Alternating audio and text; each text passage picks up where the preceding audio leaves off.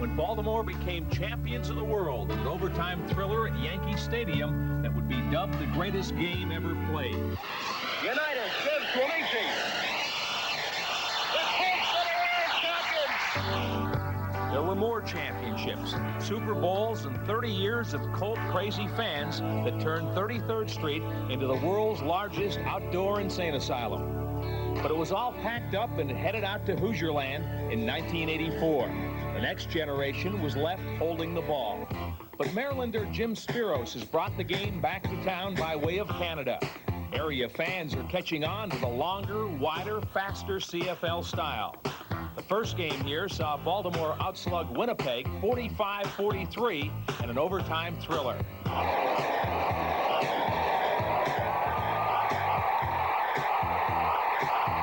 Last Saturday, just under 40,000 turned out to watch Doug Flutie in Calgary spoil the home opener, but not the football fun. Tonight it's the Shreveport Pirates, led by Pro Football Hall of Famer Forrest Gregg. Two hungry expansion teams, but there will be only one winner here tonight. Who goes home happy? We'll find out tonight. It's Canadian football, American style, as Baltimore's passion for pigskin lives on.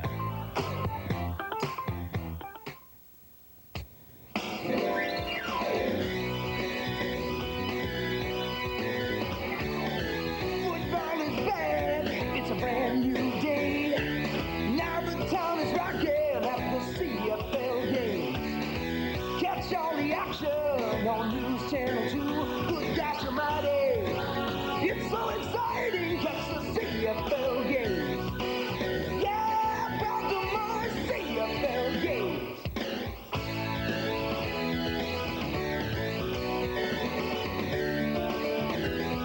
It's got more bomb in a lightning bolt. Come on everybody, feel it in your soul. Football is back.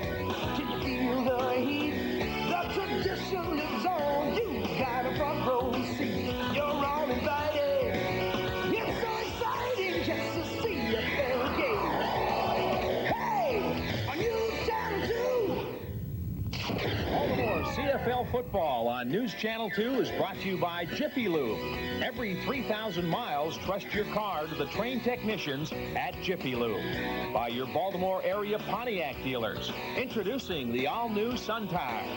And by Fila, change the game. By Molson Ice from Canada, the land where ice was born. By Continental Airlines, peanut fares, low fares, no restrictions, every seat, every flight, every day. And by Roy Rogers, it's Chicken Month at Roy Rogers.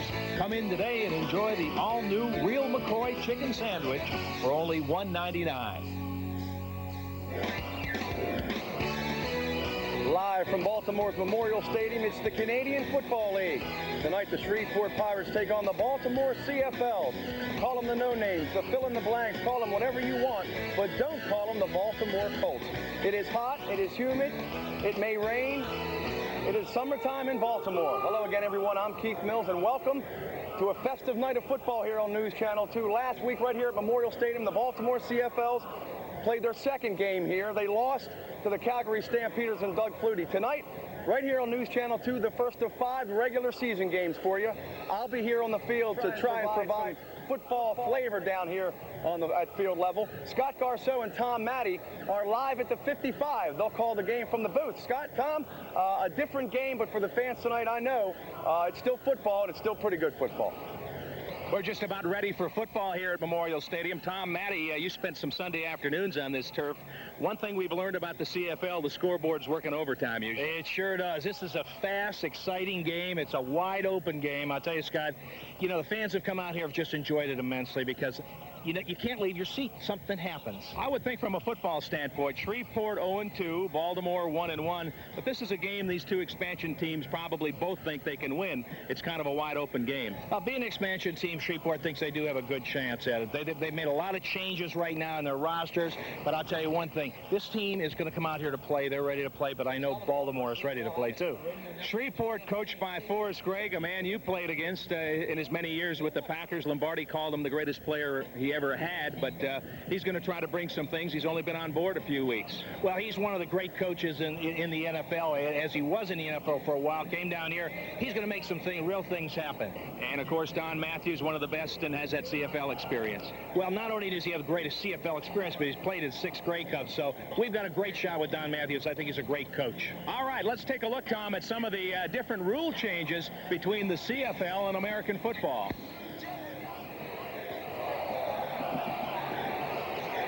Tom, let's take a look at some of the difference here. The length of the field, it's a wider field. Well, the wider field, there's no question about it, Scott. It's 65 yards wide compared to 53 1/3 yards for the CFL, as the diagram showed there. So there's a lot more. There's almost 4,000 more square yards of playing area. And I guess we should tell everybody that there will be no 4th down tonight, right? There's no question there's no 4th down whatsoever, because let me tell you, you're 3 downs and you're out. So it's 3 down football. It's 12 aside, and we're just about ready to go as you look at owner Jim Spiros, and he is some kind of guy as far as the energy department is concerned. Well, he's got an abundance of energy, and he's the kind of a guy that's really, his youth goes right through the organization, Scott. Everybody out here is really a hard worker. We've been very, very lucky to be able to have the kind of people that we have right now. Don Matthews himself right there, the coach. He's been in 6 Grey Cups. He's won 1, has been defensive coach in other ones. He is the kind of guy that we were very lucky to get to have a head coach here. Tracy Ham, our quarterback right here. This guy is exciting, Scott. He can make things happen. And tonight, I think you're going to see a lot of Tracy Ham. And Baltimore has won the toss. They will receive down at the close end of the stadium. Bjorn Nitmo will kick off for the Shreveport Pirates. Nitmo, a veteran's been around. He's from Sweden. He kicked for the New York Giants, and he's got it teed up at the 35-yard line, back deep. Mike Pringle and Stan Petrie for Baltimore.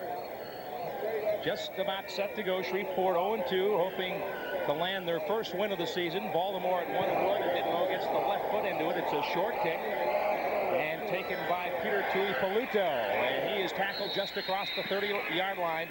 And Tom, I think something else we should point out, the pace of this game. The pace of the game is quick, and I can say that. And also, we really have to take a look at this field. It's wet out there, and we've got a real problem with slipping out there, no matter how good it is. There's the offensive line, Tom. Pordanish at left tackle, Ballard the left guard, Nick Subis in the middle, O'Neal Glenn from Maryland the right guard, and big Neil Ford, who's about 325 pounds worth. And now the backs and receivers, Tracy Ham, Pringle, and Tuipulotu are the running backs. Wilson, Armstrong, Beals, and Britton, the 4 wideouts. 1st and 10 from the 31. Ham back to throw, and we'll see a lot of that down the middle, and it's complete. Caught out near the 50, across the 45, up to the 47-yard line. And a flag goes down on the play, Scott. I don't know what that was all about, but it came very, very late. Must have been offsides on Baltimore. Someone across the line of scrimmage. Pip Tejada made the tackle as they are marching the penalty back against Baltimore. Procedure. I don't have a number yet. Well, you've got everybody moving in this game, Tom. There's no backfield in motion, right? That's the thing that makes it exciting, Scott, is the fact that you've got 5 guys running about back there. You'll be able to see what happens when these guys are moving around. Here you see Shreveport up front. Alfred Payton, he is a good one. Ben Williams, Shannon Cornelius, David Bailey. The linebackers are Perry Stuman, one of the top tacklers in the league, and Pascal Davis at an outside linebacker. In the secondary, Jonathan Wilson, Fuller, Hunter, Tejada, and Antoine Worthman. So now it's 1st and 20 for Baltimore at their own 21-yard line, just underway. Tracy Ham has Mike Pringle, the only running back behind him. And it's Pringle on the fake draw. Ham still with the football to the 25 and dives down at the 27. Picks up a 5 yards on the play, Scott. Again, Tracy Ham back in the pocket, looking for someone downfield. And when you're in that kind of position, when somebody's covered, with the ability that he has, you'll be able to watch Tracy here set up. He's looking downfield right there. Nobody open. Tucks that ball under. This is what he's going to have to do tonight to make this offense really gel. 2nd down and 14. They line up with the shotgun. Pringle takes a step away there as you see Tracy Ham take the shotgun snap and fires down the middle. It's complete to Britton. Britton up to the 50 and the 52-yard line. That's the first time I've said that in a while, the 52-yard line. 52-yard line right there. I'll tell you, Davis makes a tackle on that, but again, Tracy Ham in setting up in the pocket right here. You'll be able to see him set up, dropping back to 7 yards. Really drills it right in to Eddie Britton, right over the middle. That's a 20-yard pickup and a first down for the Baltimore football club. At their own 52. Remember, it's a 110-yard field, so there's a 55-yard line. And looking to throw, and it's picked off. Pass incomplete. Was just about picked off as the Pirates came up with the football, number 15. Intended for number 27, Mike Pringle. That was Brian Helk. Thought he had it for a moment, and he thought he had it too. Well, he had it himself. He did a back split on this. Watch this. He should have had it. Boy, oh, what an effort to bring that ball in. But the other ball player coming across knocked it right out of his arms. That's a big break for Baltimore. So now it's 2nd and 10 for Baltimore. Sounds like Ham calling the play out at the line of scrimmage. Takes the direct snap and 3-4 outside, and a late hit there as Alfred Payton came in and unloaded on Tracy Ham, and it looked like I don't think he was drawn off, Tom. He was about two counts ahead of the snap. Well, he was said that they should call that a flagrant penalty right there, because that is intentional. Look at this. Blindside. Blindside coming around from the backside, right in the middle of the back. That's unbelievable. This guy last year, Payton, led the league in sacks last year with 22 sacks. O.J. Brigance was right behind him with 20 sacks. 2nd and 5. So that puts Baltimore in a nice situation here. 2nd down and 5 after the penalty. They are just across midfield on the Shreveport 54-yard line, and Ham looking on down the middle, throws, it's complete.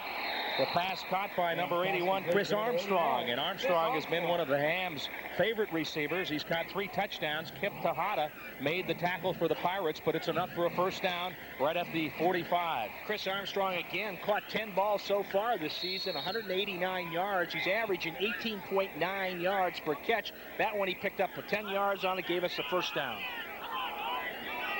Now we see Jimmy Garantano in at a wideout for in the slot back position for Baltimore. He's number 18. And Ham with the rush on, flips it out complete to Armstrong, breaks the tackle, and he's down at about the 32-yard line. Chris Armstrong, Tom, he's got good size, 6'2", 210, and you saw his muscle that time. Not only does he have good size, but he's got good balance, and this time is where you really make your difference in the CFL is after you catch the ball. Again, that effort right there was an extra effort. Broke back to the outside and came in. That's his 2nd reception of the day. So it's another first down as Tracy Ham has Baltimore on the march. Again from the shotgun, Pringle the only running back off to the right-hand side. And with good protection, plenty of time, pumps, now he's going to roll out right. Throws downfield and a grab. Number 85, Sean Beals with the catch, and it was a dandy. Oh, boy, I hope we get a chance to see that, because this is a great throw. Tracy Ham rolling back outside. Look at him throwing back against the grain, and watch Beals on this reach up, spear that ball, almost gets fumbled there. 16 yards on the pickup. Ham's got this team really fired up. Well, last week they couldn't finish off drives like this, so that's what they're trying to do here. Ham under some pressure, tucks it in, and just gets it across the 15 to about the 14. Tackled by Ben Williams, the 6', 258-pound defensive tackle from Minnesota.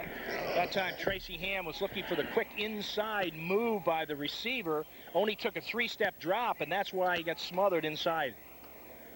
Again, you see Tracy Ham taking a look at his wristband. You see that, Scott? Yeah, he got that. Did you borrow him? I loaned him my wristband. There's Don Matthews, Baltimore's head coach, nearing his 100th CFL win. And Ham throws complete or incomplete. Short hopped him out there. And Chris Armstrong came up with the reception, but I think there was some grass in there, Tom. I think it's a pretty good call. Right here, Tracy Ham setting up, throwing the ball. You'll be able to see it skip. There it does. It does skip a little. Hey, pretty close. And now holding the official's 15. Right on top of it, so it's getting the benefit of the bat. So Donald Igwebuike, the former NFL kicker, he has been sensational. He's 7 of 8 of field goals with a long of 49. He was 9 of 9 in the preseason, and this looks like it's a 21-yard attempt. And Iggy is goody. You know, he has never missed a field goal inside the 35-yard line in the NFL or here.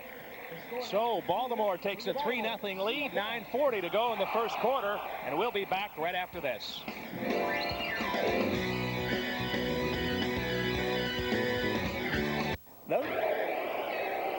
So Baltimore takes a 3-0 lead on a Donald Igwe field goal, and now Iggy's getting ready to kick it off. That drive was 5 minutes and 20 seconds for the three-pointer, and Iggy kicked a 21-yard field goal. Kick comes to the near side where David Lucas takes it out about the 14. Up near the 30, still on his feet, and now he's wide across the 40 and up near the 45-yard line. So a nice return by David Lucas. Again, those returns, Scott, what they're trying to do is they're trying to be able to kick it down to one corner so they can really block it back to the inside. Irvin Smith made the tackle. As you take a look at the Shreveport Pirates offensive line, McAdoo playing next to him is Okeke, Stoll the center, and Reed at right guard, and Browner the right tackle. Quarterback is Terrence Jones, CFL veteran backup. Had a good game against Toronto, but he was real ugly in the opener when he went 1 for 20. Jones back to throw. Plenty of time, and now some pressure by Bayless. And the pass incomplete up near midfield. Bayless quite upset with himself. Had him in his arms. You got to bring him down, but that showed the quickness of what Bayless has running around now. He's 6 foot, 280 pounds, can move like a cat. He's got about 4.6 speed. O.J. Brigant's breaking right in to the inside, putting the pressure on the quarterback. Now watch in the corner, you'll see Bayless coming out here. This is where you got to be able to grab him and pull him down. Almost have the interception. Ken Watson on the coverage. The pass was intended for Charles Thompson, the former Oklahoma quarterback. As you look at Terrence Jones, 6'1", 210-pound quarterback. Played his college football at Tulane. 2nd down and 10. Back to throw. Down the middle, and it's incomplete. Trying to get it back to Thompson. The pass underthrown, and now it's going to be a punting situation. I don't know who Jones was throwing to that time, but he sure wasn't looking at it. It was a zone defense. Came down. He just tried to pop it over the middle. That puts them in a passing and a punting situation. We have to remember that's 3 downs and out, 2 downs and out if you don't get it. On the punt for Shreveport, number Aaron Kaner to do the punting, and there's Stan Petrie. Number 6, Stan back Petrie. Deep for Baltimore. Petrie going to line up back near the 10-yard line. The guy that was putting the pressure on the quarterback that time was Robert Pressberry. He's not a small guy either. He's 6'2", 285. Local guy, played at Edgewood High School. Edgewood High School, a local boy. And now I think we've got a delay as the clock ran down, and it's going to cost Shreveport 5 yards. Flag on the play, delay of game, Shreveport. So that's not good football, Tom. Well, these are the mistakes that you make when you're a rookie team, and I think this is a much more of a rookie team than Baltimore is. Forrest Gregg, a great coach, but boy, he's got a job ahead of him, just like Don Matthews has here with Baltimore. Now Petrie moves up to the 20. Kaner left foots it. Not a good pick. It's short. There's no fair catches in the CFL. And Petrie going to let it bounce, and now decides to pick it up. And gets up just across the 40-yard line. So good field position for Baltimore. They've got a 3-0 lead. And special teams mean so much in this league. Oh, there's no question. I'll tell you, it's unbelievable because the team has got to have the great special teams. Up the 40-yard line. First. Newton. Running back.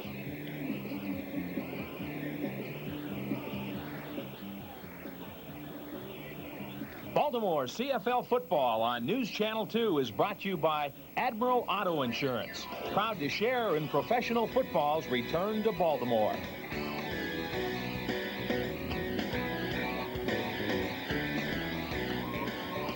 All right, Scott Garceau, Tom Maddie, and Keith Mills back with you from 33rd Street. Baltimore and Shreveport tonight, and Baltimore has a 3-0 lead on a 21-yard Donald Igwe field goal, and they've got the ball pretty good position when you're starting on your own 40. You're no question, it was only a 34-yard punt on that one, and it was a 3-yard return by Petrie, so we're in pretty good field, but this is great field position. CFL. You're looking at Tracy Ham, the veteran quarterback.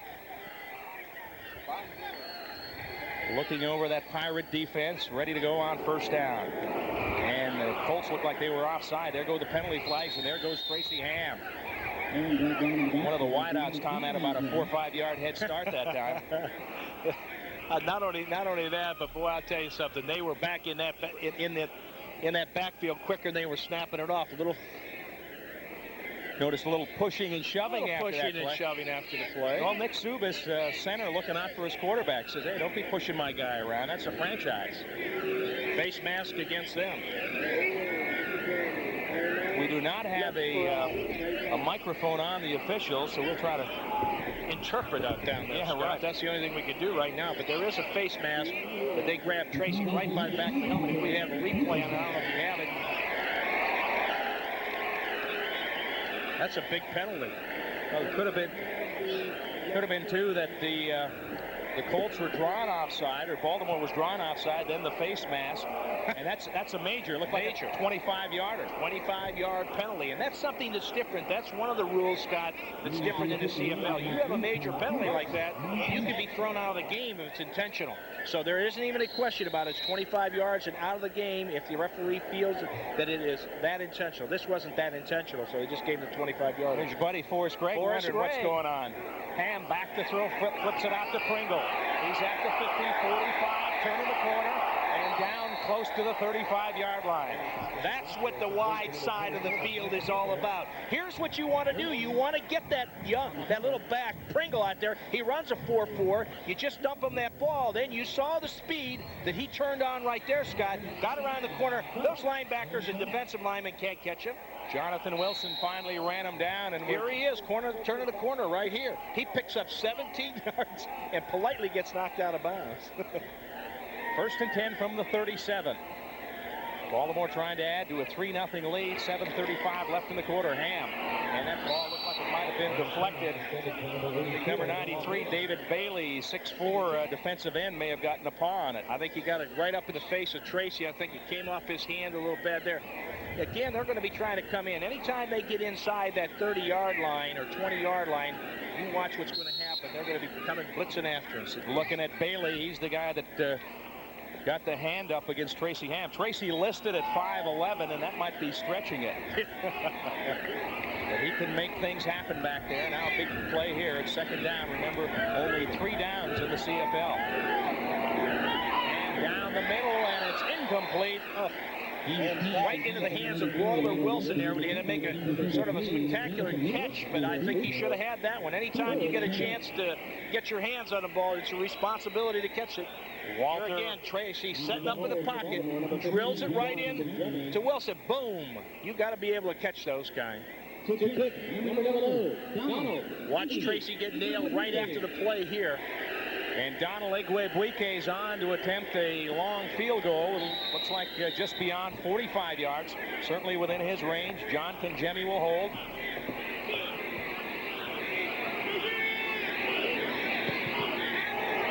Plenty of distance. It's wide, and now the kick can be returned. Let's see. They'll down it in the end zone, and Shreveport will take over on the 35, but Baltimore will be awarded a single. A single, a rouge. So you used to think rouge was something that ladies wore. That's a 1 point. Any kick not returned that goes into the end zone is a single. So Baltimore's lead now 4-0, and Shreveport will take over on their own 35.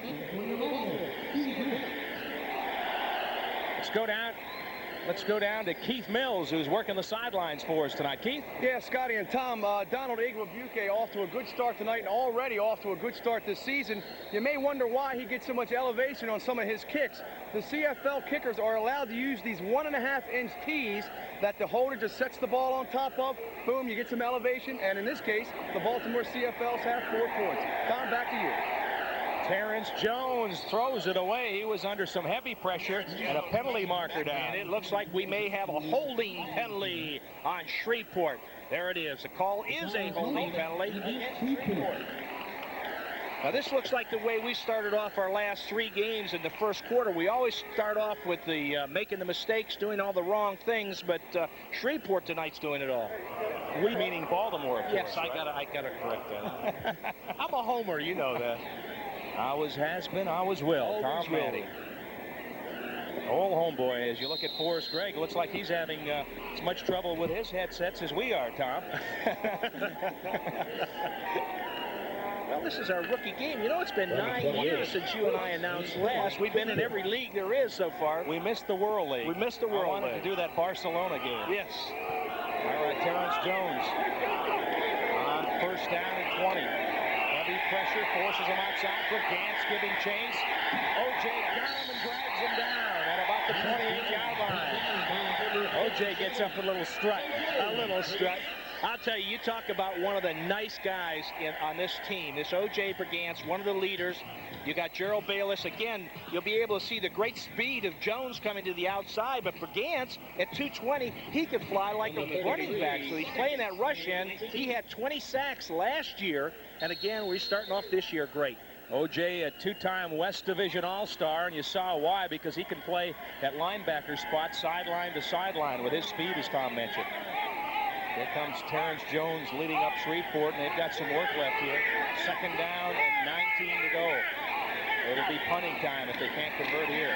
Rushes on. Oh, they just missed him. Jones going deep. And it's incomplete.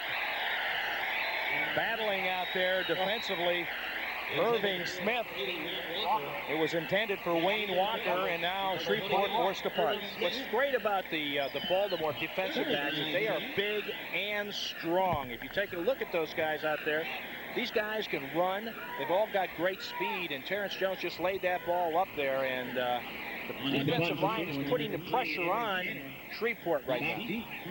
All right, Aaron Tanner to punt. And Stan Petrie standing back on his own 37-yard line, 83-1 in total yards. A little bit of an advantage for Baltimore, but it's early.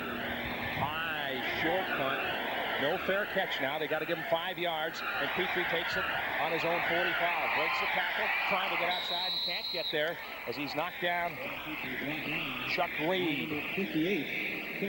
I tell you, it makes me nervous watching him when he has that high hang time. That ball was up in the air. Probably. What the coach wants you to do is he really wants you to be able to get that ball up in the air. You want to have around 4, 5 to 5 seconds in hang time. That gives enough time for those guys to get down around the ball. The line drives are the ones that really kill you, and that's where we've been hurt on the punt returns, is when those line drives come right down there.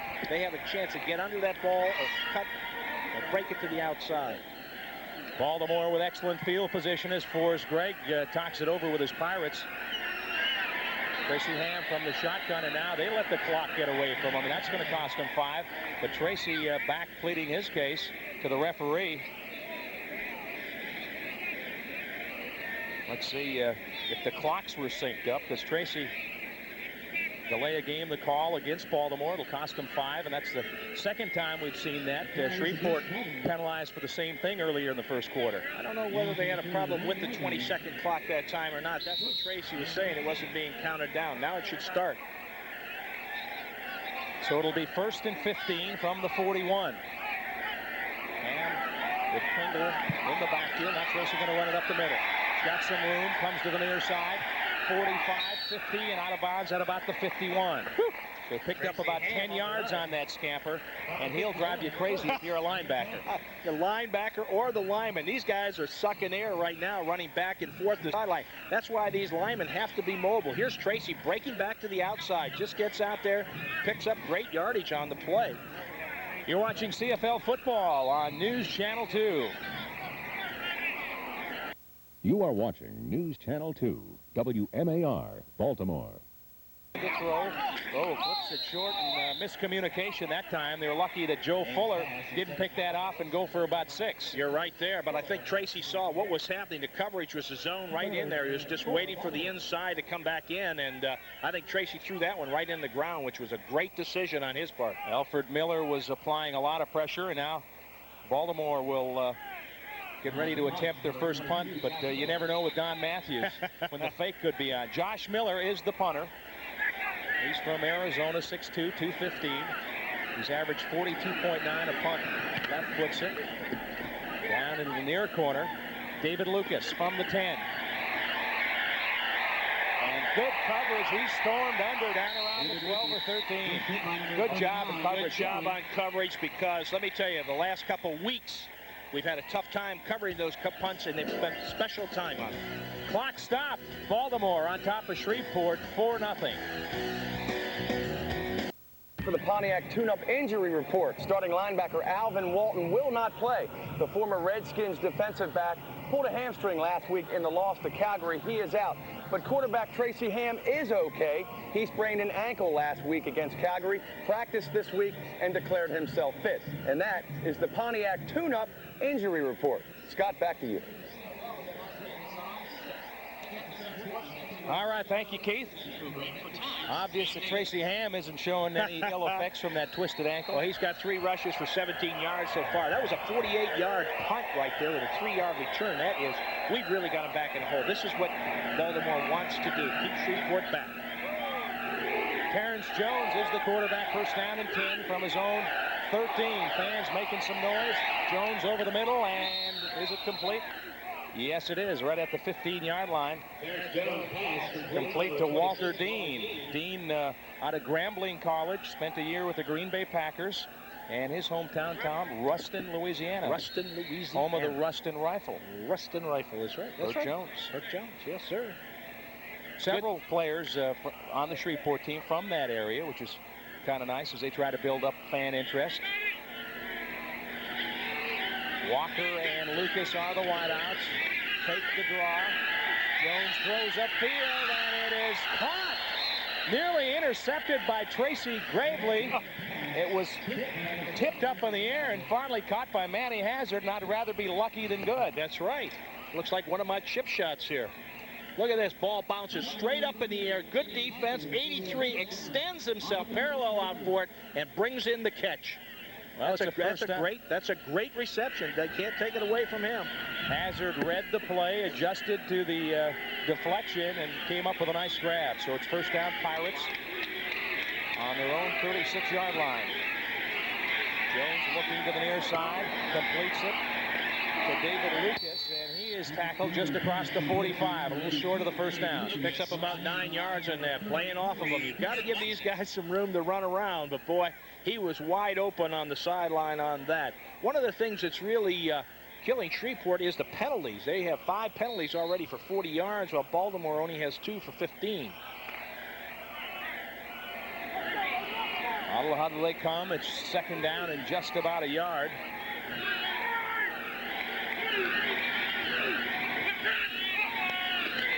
And they're going to give the ball off to Dean. Let's see, they stack them up close to the first down.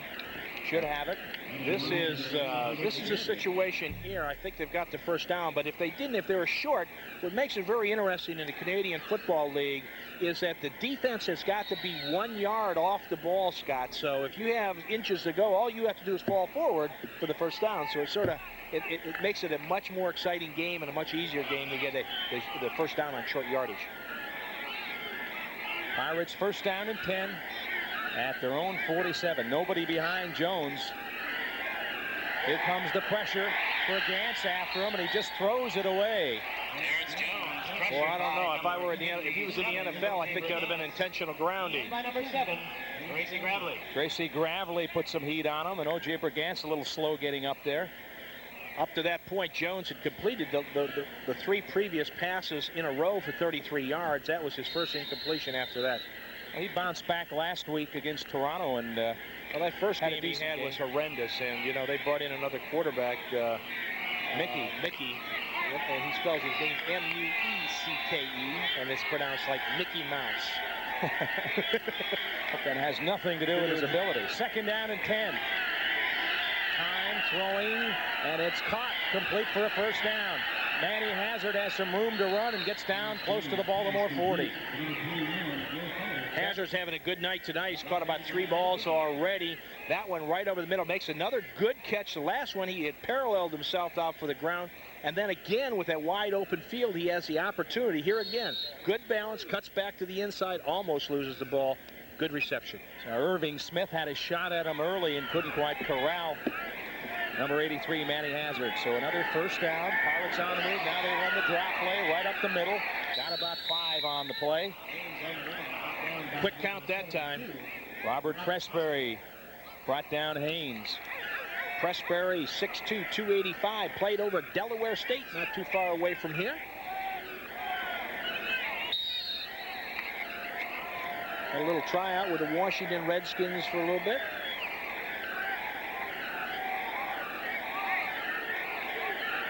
Second down and 5. Automatic at the line. Jones, quick drop, firing down the middle, and it's picked off. Great interception.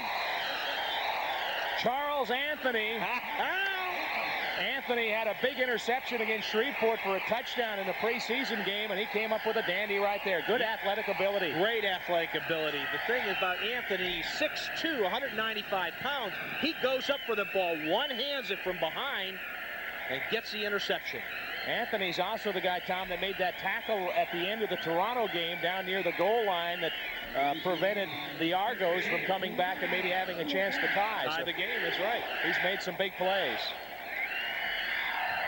Here comes the Baltimore offense with Tracy Ham. First quarter just about over now. 6 seconds, clock running.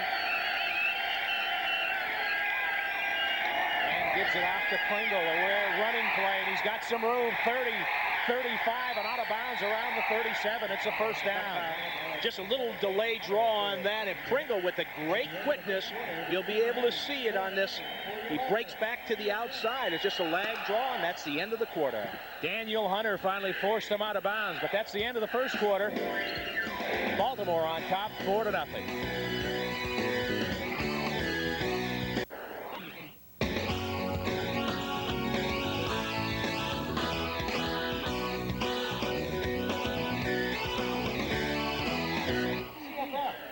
All right, we're ready for the second quarter here. Baltimore on top of Shreveport, 4-0. Student body left. Ham flips it out to Tui Peloto.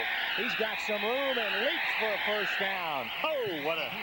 Up near the 50-yard line. They're going to mark it back at about the 49 or 48. They came out of the I formation that time with 4 guys in the backfield, sort of like student body right. Tracy just flips it out to him. And watch this second effort here. This is great by any back. Peter Tui Peloto, you got to know how to catch the football if you played your college ball at Brigham Young. You're right. And he knows the passing game. Now the wide receivers come to the right side. Ham under some pressure. Flips out to Tui Peloto again. Across the 55 and down to about the 52 of Shreveport. Picked up about 7 or 8. Tracy Ham, first quarter was 5 for 10 for 76 yards. Not bad first quarter.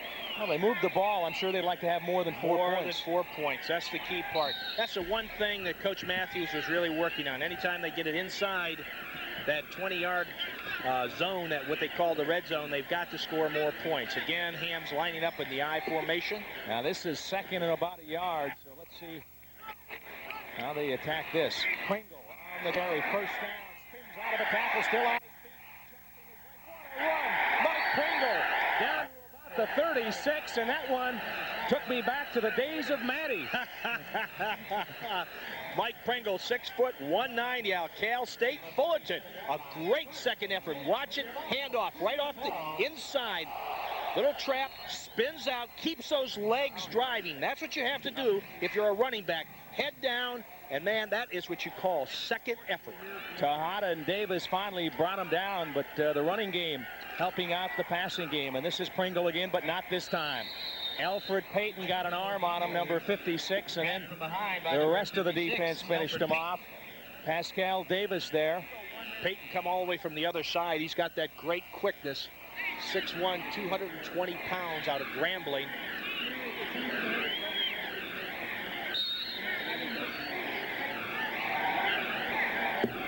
There's Mike Pringle. 9 receptions, 74 yards. They're going deep. Ham throwing for Wilson. And there was contact downfield. I think Wilson's got a pretty good case here. If you'll be able to see it on replay, he really gets banged just before he makes his cut to the outside. That was Wilson and Wilson, because that was Jonathan Wilson, number 33. And there's Baltimore's Walter Wilson letting the officials know that he was mugged. Again, you'll be able to see him right here in the corner. Watch this. Well, you didn't see it early enough there to see it early enough, but I'll tell you one thing. I saw it. Now Iggy on to attempt what appears to be about a 45-yard field goal out of the hole to John Conjemi. Scott Miller, the snap, gets the kick up. And this one is wide right. And Shreveport, let's see, they're going to kneel down. They'll give up the point and take over the ball on the 35. So give Baltimore a single.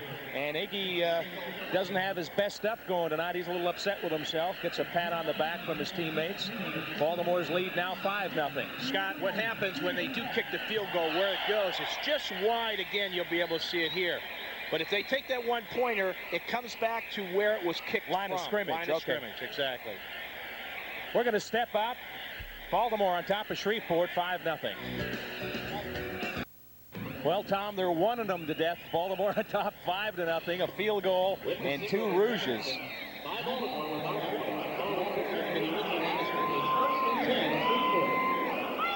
Shreveport with the ball, first down and 10. Around their own 38-yard line. Quarterback is Terrence Jones. Takes the direct snap under center, sets up, throwing deep down the middle, and it is incomplete. Terrence Jones pass intended for number 83. Trying to get it to Manny Hazard again, but good coverage.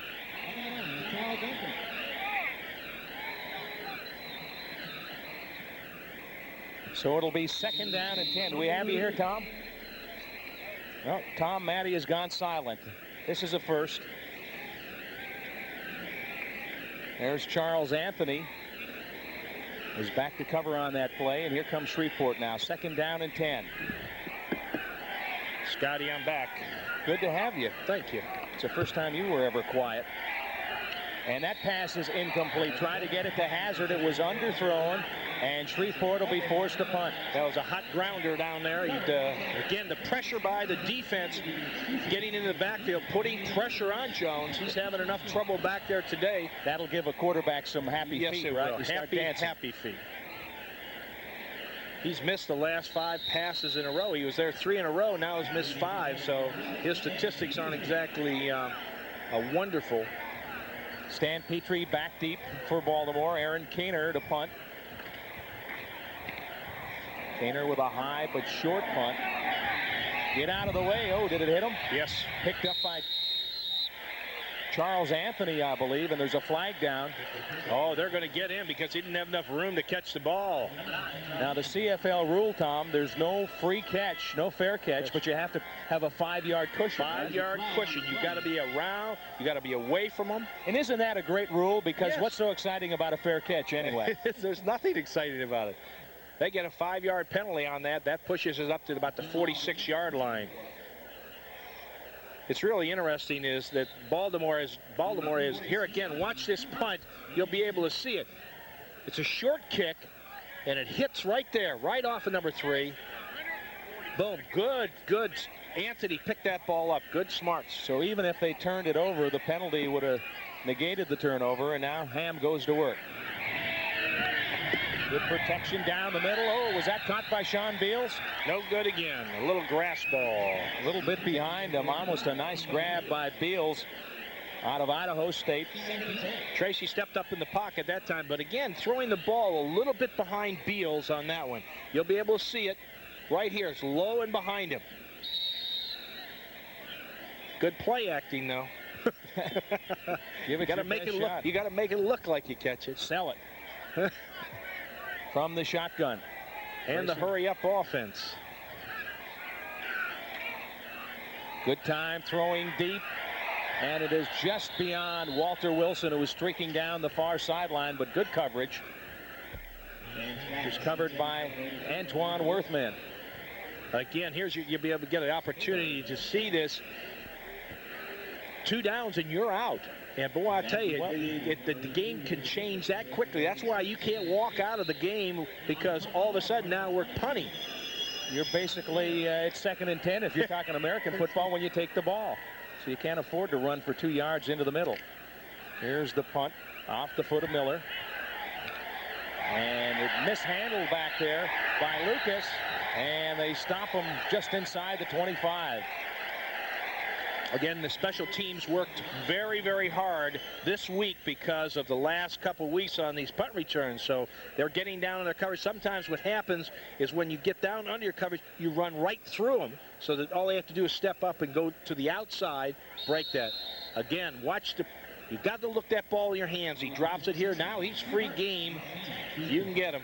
Stan Petrie closing in a hurry with Yes, a couple sir. of his other blue shirts. All right, Terrence Jones back to throw on first down. Complete on the near side. Looking for some room and not finding much is Charles Thompson.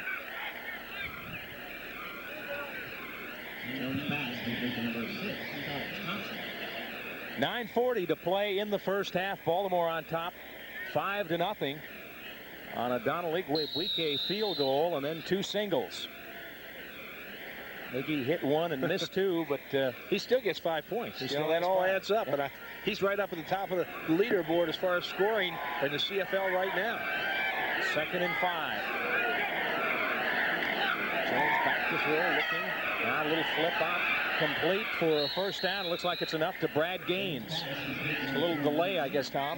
Little delay coming out of the backfield. That's what they like to do, especially when your linebackers are dropping back, as Baltimore's was that time. You're dropping back into the zones. You let that back come underneath you. He just drops it over, especially when you only have 5 yards to go, and you leave it up to the back to break that tackle and get the first down, which he did. Jesse Becton checks in for Baltimore.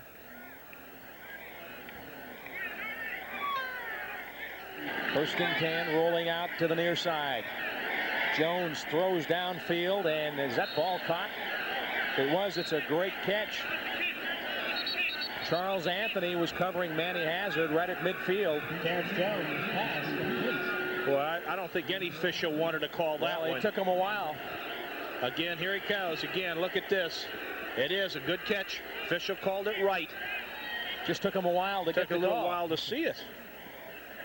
A great throw. That's the hardest throw for a quarterback, Scott. When he's rolling to his side, coming back, setting up, and squaring off, and throwing it back to the inside. Jones, good reception. And the draw play to Gaines. He's got some room right through the middle of the heart of the defense, and inside the 40, down to about the 38. Brad Gaines rips off a big gainer for a first down.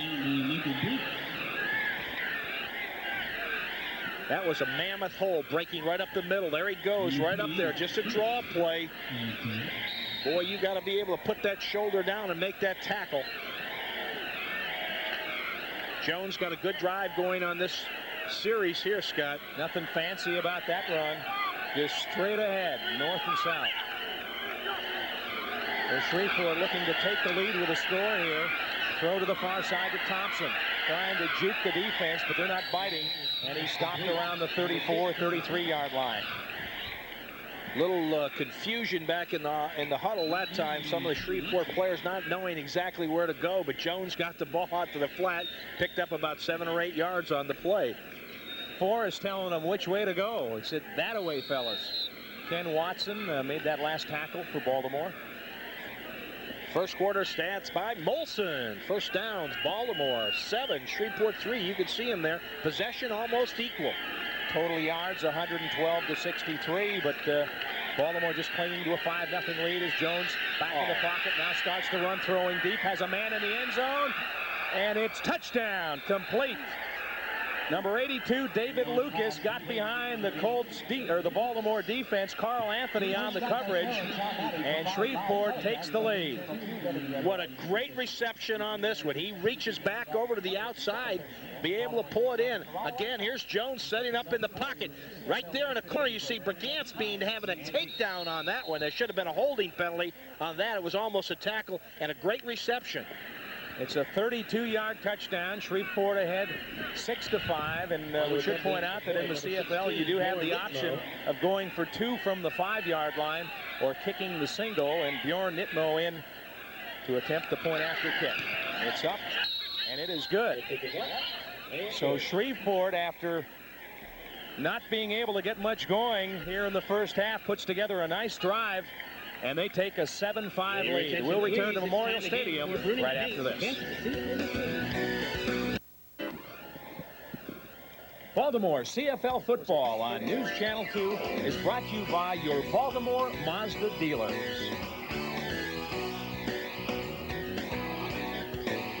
Shreveport has taken the lead. They put together a nice drive, and it was capped on a 33-yard touchdown pass from Terrence Jones to David Lucas. They're on top of Baltimore 7-5. Maybe a wake-up call, Tom. It's a very big wake-up call. The kickoff going off right now.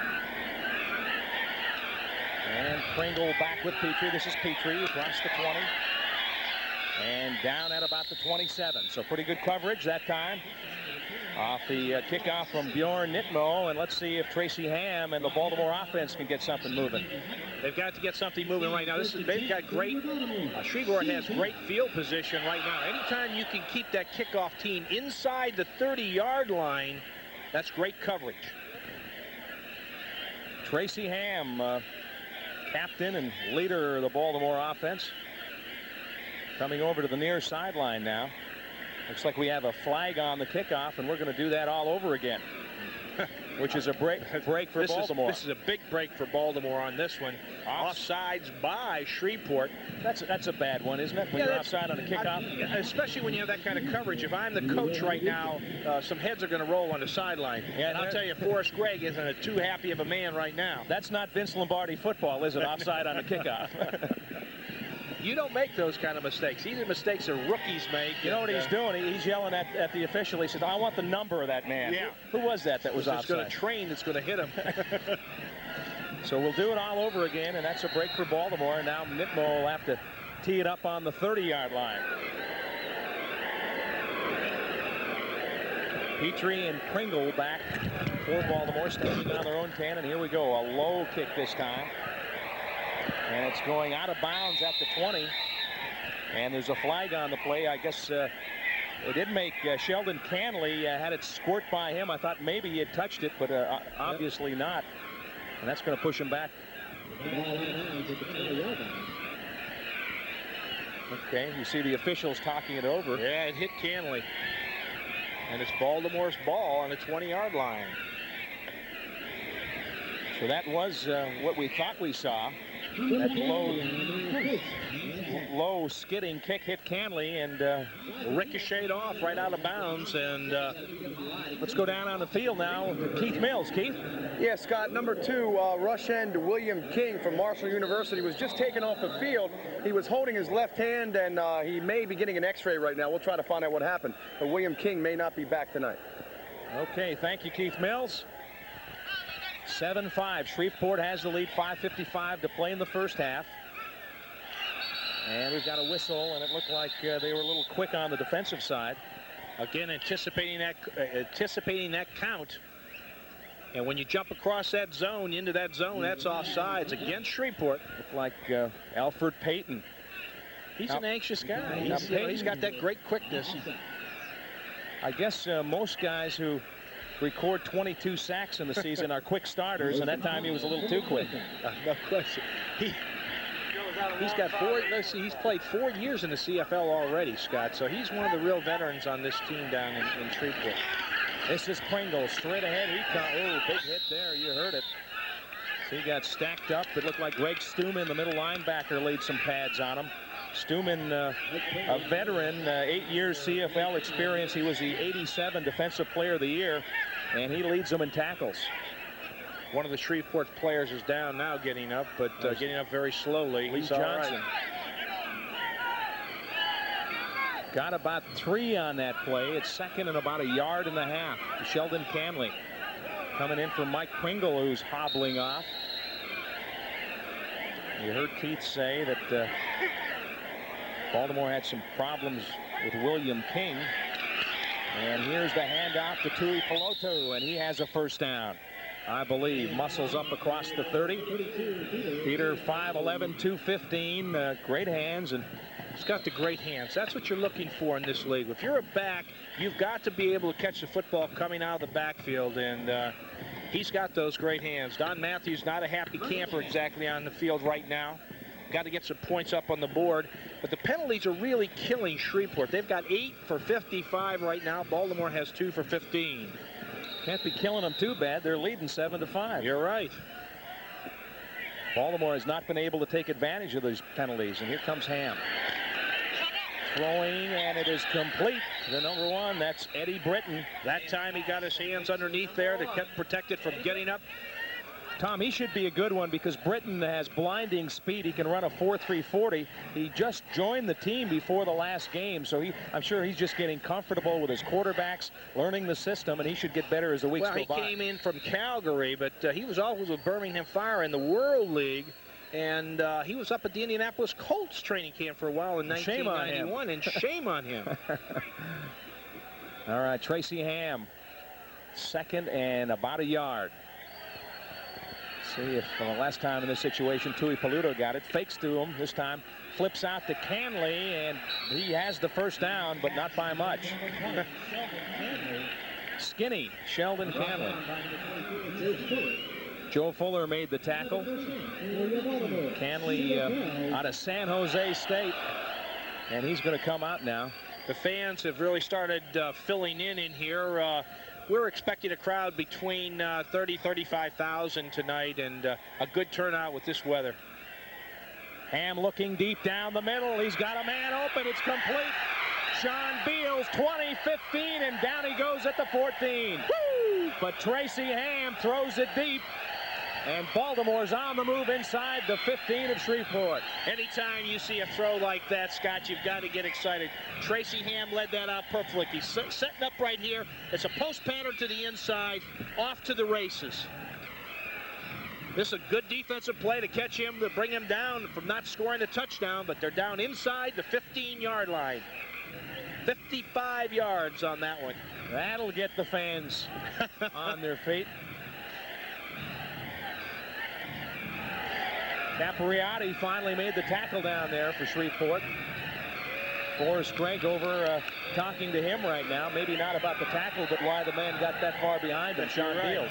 Tracy Ham's over on the sideline here talking to Don Matthews. We're down to the 3-minute warning right now. And this is an interesting time of the game when you get down to that 3-minute warning.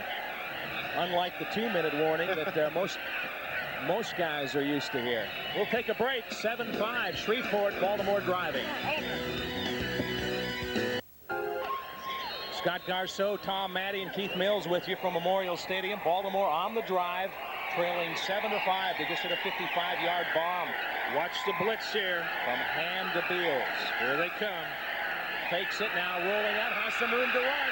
15-10, Tracy Ham's in for the touchdown. Yes!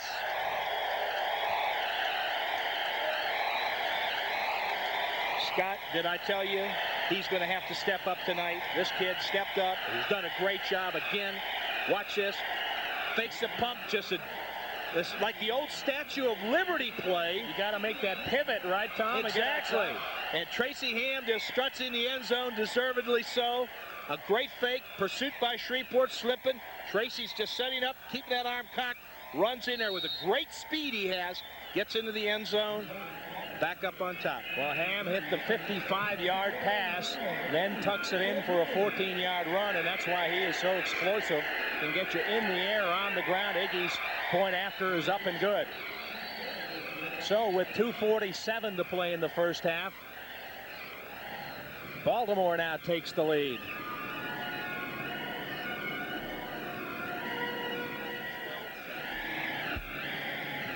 We'll keep it right here. Baltimore on top, 12-7. There's a penalty on the play that time and was declined by Baltimore. Well, maybe assessed on the field goal, on the kickoff. Here's the touchdown, Tom. Again, watch Tracy. Fakes that quick pitch to the outside, a pass to the outside.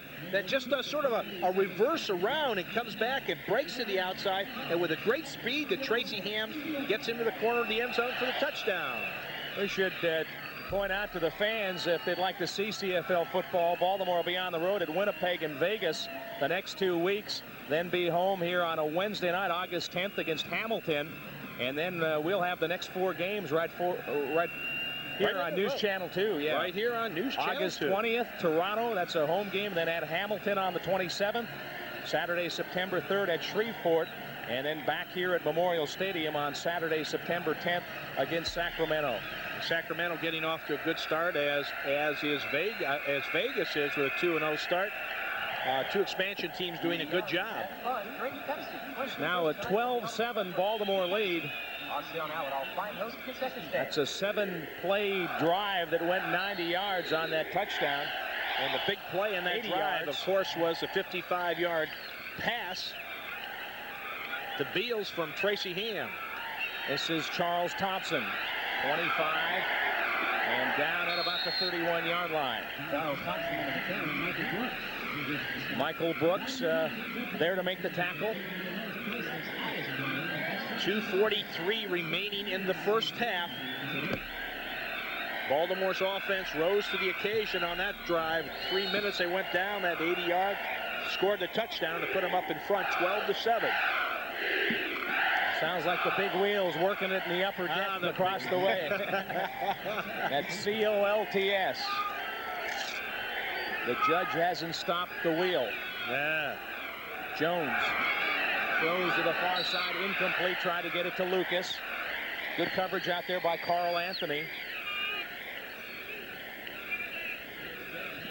Second down and 10, and now you're in a situation where if you're Baltimore, Tom, you think, well, we stop them on this play. Got great field position. We've got 2:39, good field position. Lots of time Let's go down and get another one. That's exactly right. What they've got to do is come up with a good defensive play again here. Jones is trying to keep the offensive live right now. He's been sort of inconsistent in his passing. Back he goes on 2nd and 10. Pressure. Penalty marker down. Now the ball is loose, and they say incomplete pass. His arm was going forward. Tracy Gravely was all over the quarterback. Holding call. Watch Gravely come up and get in the face of Terrence Jones. Well, that's sort of questionable whether that is passing or not. I don't know if he's let that ball go. There's Gravely from behind, and the good ball camera loose. coverage, guys. This is great camera coverage. Again, watch it here. He's getting ready to cock the arm, but he never had a follow through. He was bringing that ball back. That should have been a fumble, although they would have recovered it. Holding call was declined, so that'll force the Pirates to punt again. Aaron Canner, the punter, with the opportunity here for Baltimore to again get good field position. With Iggy out there kicking for Baltimore, this guy kicked a 55-yarder against Shreveport down in Louisiana when we were down there playing them. That's a good punt. Big punt. Petrie driven back to his own 31. Looking for an opening, and now he's got some room. 50, down at the 52. Stan Petrie just about broke it, and he's mad. He was about a stride away. I'll tell you one thing. That's why this game is exciting, Scott. When you see these kind of plays happening, you don't see them happening in the NFL that often, because you've got to give that ball receiver the time to catch it. You've got to give him that 5 yards, and then once he gets his speed up, he can break it inside, outside, and with the wide field, you've got to spread that defense out. That was a 22-yard return, and now Tracy Ham brings them up. Great field position on their own 52. Ham looking to throw, guns in, and a good grab there by the little man Eddie Britton. 5'9", 165-pounder, showed he's got pretty good hands with that grab. And that was a real winger in there. He sets up in the pocket, drops back to 7 yards on that time, and boy, he throws it into Britton. And your hands are burning when you catch those kind. Not when they wear those gloves they have. I guess not. You know, I never had those gloves. The only thing I wore gloves for when I was playing was it was so doggone cold in the wintertime.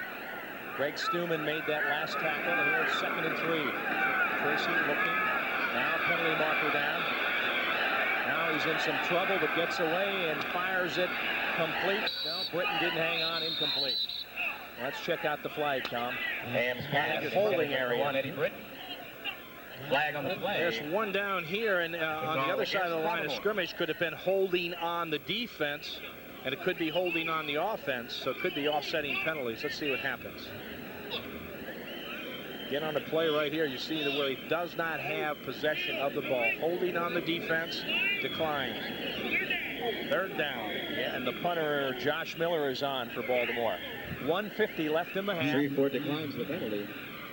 12-7. Baltimore with the lead. In the last 3 minutes of each of the halves, the clock is stopped after every play, so that's why you get a whole bunch of offense. So 2 minutes is like almost 10 minutes, it seems like, when you're playing in the CFL. And each team only 1 timeout per half, so they don't have all the timeouts to stop the clock. Miller, with a nice kick, booming kick. This is Lucas. And he's up around the 15, and down he goes. Good punt from Josh Miller. A great punt by Josh Miller. And a flag down, Tom, out at about the 38-yard line. You see it there as Miller trots off. And a penalty against Shreveport on this. Half the distance to the goal line. Whoa. Now you start thinking defensively, hey, let's keep them down here and see if we can get something out of this. Going to push them all the way back to the 2 or 3-yard line. That's half the distance, so it must have been a 25-yard penalty. I wish I had that mic on that the referee tonight, because I didn't understand that one. But it has to have been a 25-yard penalty to push it back that far. So Terrence Jones has his work cut out for him from his own end zone. Setting up a screen. It's complete to Thompson. Penalty marker down, and he's out to about the 17, 18-yard line, but there is a flag down. You'll see a takedown on this one. If you were in wrestling, you'd be able to see a takedown on the outside there. He pulled that rush end down like unbelievable. Walter Dean on the reception, yes. Tom. And watch over here in the corner. You'll be able to see, look at that number 53, just clip him from the backside. And that's the right tackle, Keith Browner. And he didn't get away with that one, and now they're back to the 1.5-yard mark. 1:33 remaining, and there's plenty of time in this half to get under the score, because you got Iggy back there, and although he's missed 2 tonight, Iggy is probably one of the best kickers, I believe, in the whole league, in both leagues. Meaning the East and the West. East and the West, yes. I don't want to give him a identification. Fans making some noise on the close end. Jones throws it far side. It's caught. And out of bounds right around the 10-yard line is Charles Thompson. They need to get up to about the 13 for a first down. Again, you'll be able to see Jones setting up, throwing to the sidelines. Makes a good catch here. And they just knocked him right back out. Carl Anthony knocks him down. Keith Mills down on the sidelines. Keith? Left the field a few minutes ago, is back. He tore a tendon in his left hand, but he's back on the field and he will play again. All right, Keith, here we go. Second down. Need a first down to keep the ball. Throwing far side. It's complete. And that was a nice toss as he dropped it into Wayne Walker. And on that wide field, Tom, you're throwing the ball a long way on those passes. Well, if you take a look at it, he probably threw that ball 55 yards, because you're throwing it from that 1 hash mark all the way over to the other. And it's a perfect throw by Jones. You couldn't have laid it out any better than that. It was just what they call a corner pattern. Not bad coverage by Irvin Smith, but just give Terrence Jones credit for really dropping in a nice pass. He threw a perfect ball right to that sideline. That's a big play. They would have had to punt down there. 1:22 left in the half. Jones sets up in the pocket. Now starts to scramble. Gets away from Brigance. Throws downfield. Oh, and what a hit down there by Brooks. Michael Brooks came up and leveled Charles Thompson. Whoa. I'll tell you, Thompson. Give Thompson credit for hanging on to the ball. Credit on this one. Watch the hit here. Ba-boom. Brooks and Watson. And that's going to be on the highlight film for both teams, I can tell you that. Thompson sandwich in the middle of the two, but the man really laying the lick on him was Brooks. Here's Thompson again scrambling around, trying to buy some time. Pressure. Brigance nearly got him. Throws upfield, nearly intercepted, but caught. No, incomplete. Brad Gaines did not have possession. He's upset with the official. There's his partner to tell him, no, I thought it was incomplete too. Again, Jones being able to jitterbug around in that backfield, putting the pressure on the defensive backs. Matt Goodwin went up high and nearly got his hands on it. There's Terrence Jones. Let's see what he thought. He's a little upset too, but they're going to call again by the official. The officials are right on top of the play that time. Second down and 10. Shreveport with the ball on their own 47-yard line. And a blitz on. They nearly got to Jones, but he gets the pass off, and it's incomplete. Covered down there by Irvin Smith, intended for Wayne Walker, and Shreveport will be forced to punt with 49 seconds left in the half. The one thing that you have to say, here's Jones' statistics: 12 for 22 for 156 yards and 1 touchdown, 1 interception. Jones is staying in that pocket. He's shrugging off these defensive guys who are taking shots at him. Now, if I'm on the offensive or defensive coach over here, I'm saying you guys have got to put your arms around him and wrap him up.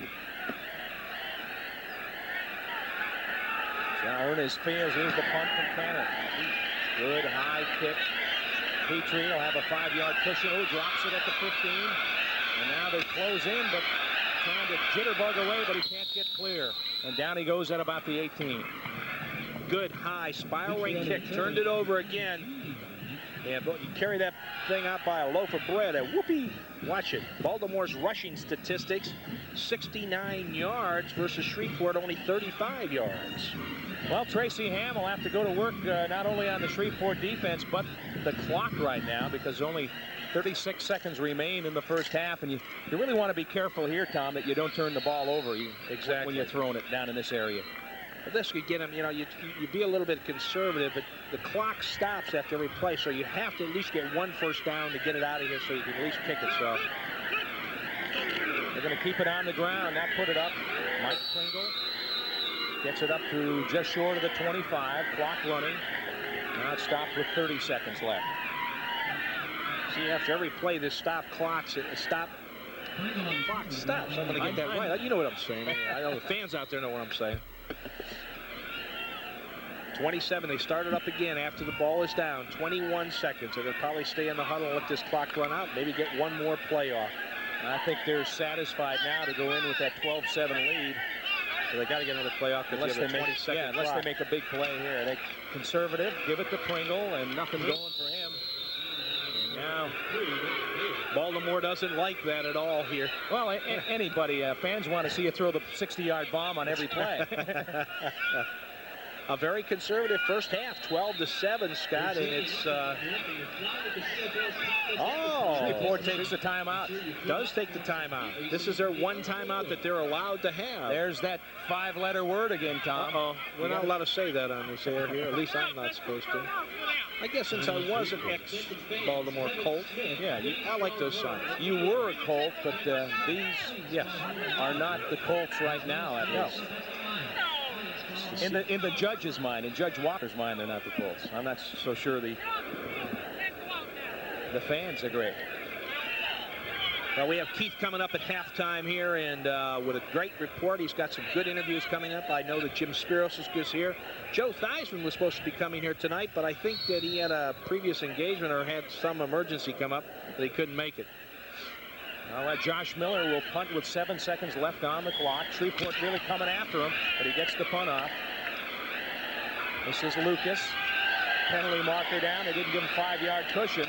And Lucas may get him into a field goal situation here with the penalty, because the half can't end on a penalty. I don't think it can, at least in American football. Officials gathering. They got to sort this out. All the striped shirts gather around the 50-yard line. I believe that they will get an opportunity to kick. Well, Bjorn Nitmo has a pretty strong leg. And remember, the goalpost is on the goal line. It's not 10 yards back. Nitmo hit a 58-yard field goal when he was in the World League. They did not give the return man, Lucas, a cushion, so now they're going to have a shot here at about a 56-yard field goal to end the half, Tom. Not enough room for that receiver to catch the ball, and it does put him back, so they have to bring it out. I wouldn't even give them a 1-point play on this.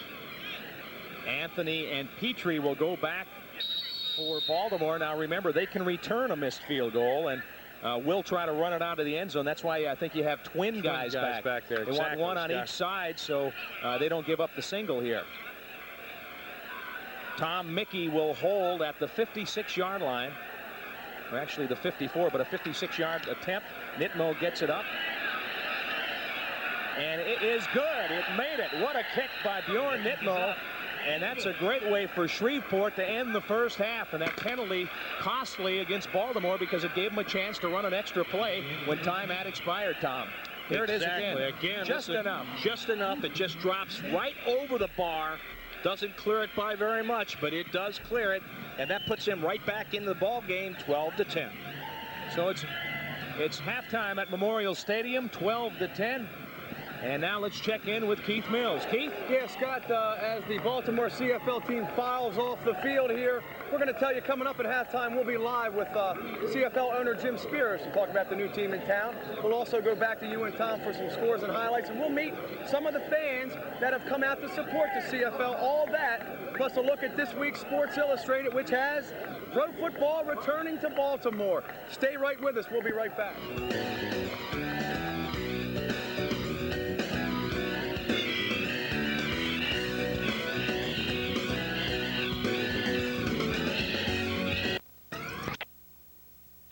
Some room and up to about the 37. So Charles Thompson, the former Oklahoma quarterback, takes it out, and Shreveport will start 1st and 10 on their own 37. You see the first half stats. Molson stats right here. First downs, Baltimore 15. Shreveport 11. Total offense 193 to 246 for Baltimore, and that's why the score goes. Possession time is almost equal, 15-54. A couple more minutes for Baltimore. But I tell you, this game is close and tight, nip and tuck, and we welcome the Shreveport people listening to us on the broadcast down there. Don't give up. This is a great ball club and a great game. A little fumble.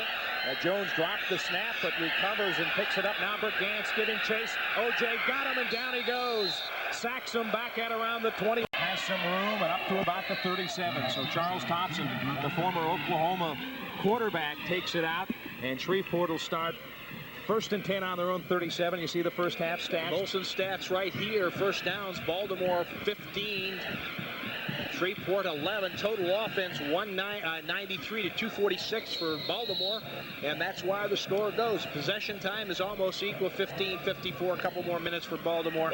But I tell you, this game is close and tight, nip and tuck, and we welcome the Shreveport people listening to us on the broadcast down there. Don't give up. This is a great ball club and a great game. A little fumble.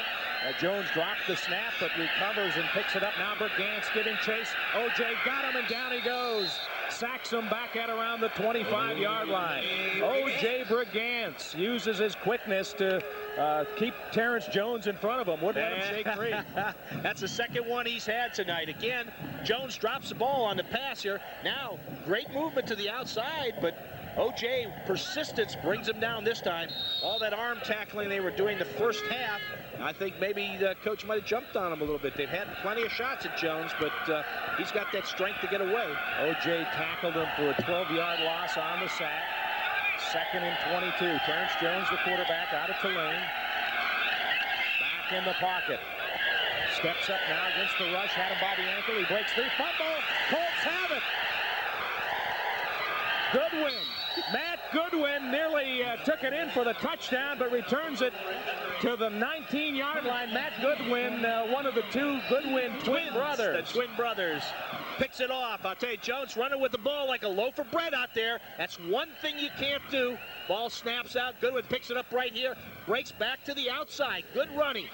Got to get that ball in the outside arm. There he goes. And that was Gerald Bayless that made the play and stripped Terrence Jones of the football. So that's Jones on the fumble caused by Bayless and recovered and returned by Goodwin. And here comes Baltimore now with a 12-10 lead. They have it on Shreveport's 19, and they'll try to take advantage of this turnover. Pringle, left side, 15, on his feet, 10, 5, and he's in for the touchdown. Mike Pringle with a great run.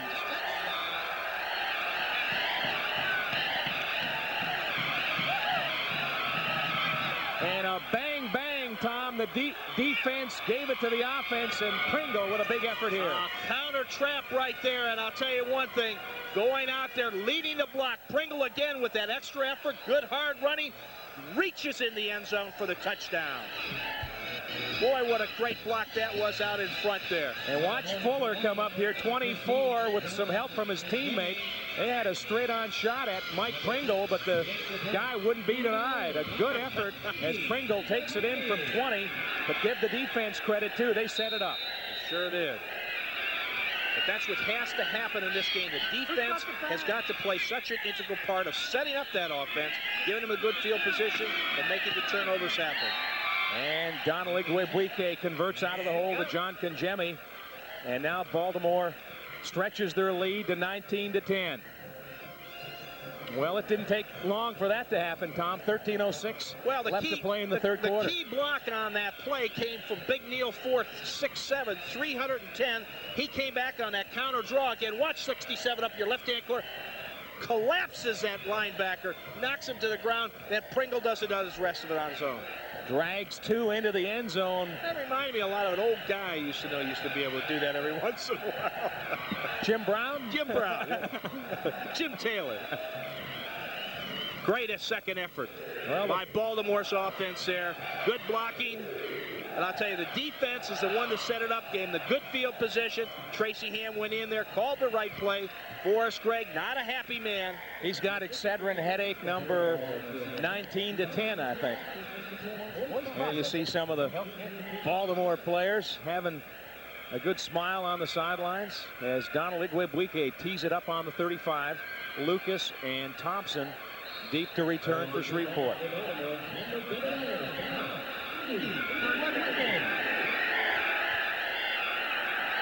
Kick comes down to Thompson at the 22. Cuts to the middle. He's got the seam and is tackled at the 39. And Matt Goodwin, who made that fumble recovery among the Colts, in on that hit. Again, good field position for Shreveport, and this is a town that's, you know, Shreveport is a town that's great football tradition. The Independence Bowl's down there. I broadcast a game down there with Maryland, went down and played 3-4 years ago. Great town. The Pool and Weed Eater Bowl, one of the classics. Exactly. The Pool and Weed Eater Bowl. Had a great time in Shreveport. Great people down there. Yep. And good fans, good football fans. You hope they would get behind this Forrest Gregg team and stick with them. There's the quick out. It's complete over on the far side to Wayne Walker. It's close to a first down at the Shreveport 50. First down to me. See the blowers over on the sideline, Tom. Give the players a little relief sometimes with some breeze over there from the heat and humidity. Well, you know, this time of the year in Baltimore, as in Shreveport, as in Las Vegas, I'll tell you one thing, these coolers really do help you get your body temperature down and gives you that second breath of air. Draw play. It's Gaines. And Gaines stood up at about the 55 as he's into Baltimore territory. Jesse Becton made the hit. Becton activated this week, got his shot when Elvin Walton had trouble with a hamstring, but he had a great camp, and they like Jesse Becton out of the University of New Mexico. Well, Alvin Walton right now, the strained hamstring or a pulled groin right in there. He should be back next week. Great ball player. Has a couple Super Bowl rings from the Washington Redskins, and is just happy to be back here and has a second life here coming back. Gaines on that last carry, now 3 carries, 32 yards.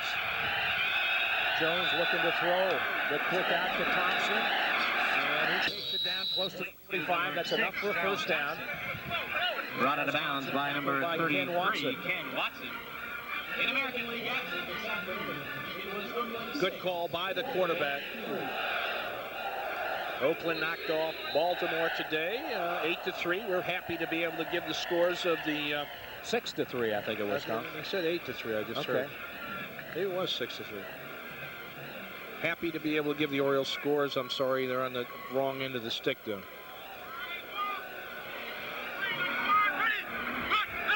Terrence Jones on first down. Back to throw in the pocket. Downfield, incomplete. The receiver, I don't think he knew the ball was coming. Wayne Walker, Tom, looked like some miscommunication there. Big miscommunication. Going out in the flat right there. Didn't even look back at all. Sort of running, yelling at the official, saying, somebody's holding me, he should be looking for the ball.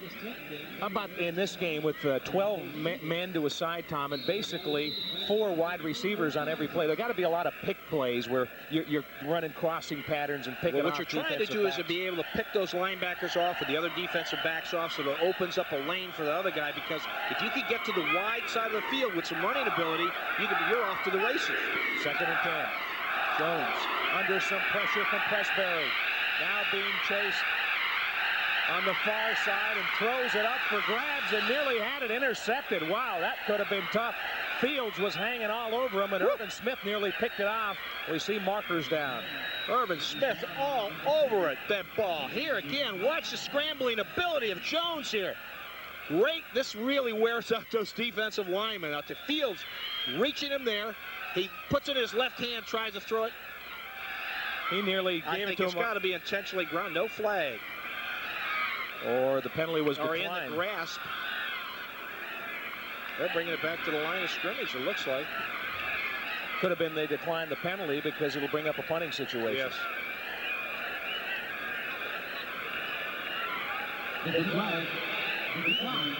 Third down. Penalty was declined, and I believe it was intentional grounding. And Terrence Jones nearly gave up a touchdown. Whew. Aaron Canner to punt. Standing back on the Baltimore 50-yard line. Stan Petrie back on his own goal line. There's a punt into the end zone now. Let's see if he brings it out to avoid the fumble. And Shreveport has it on the 1-foot line, it looks. Oh, my Lord. Petrie coughed it up, and Shreveport's going to have it right on the doorstep. So Canner with a terrific punt. 48 yards, and Stan Petrie couldn't handle it. And Caparati on the recovery right there.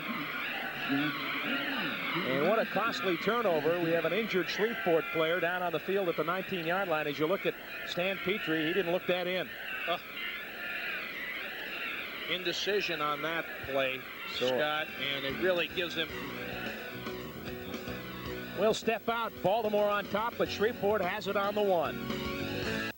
In the more CFL football on News Channel 2 is brought to you by Bud Schmidt Buick.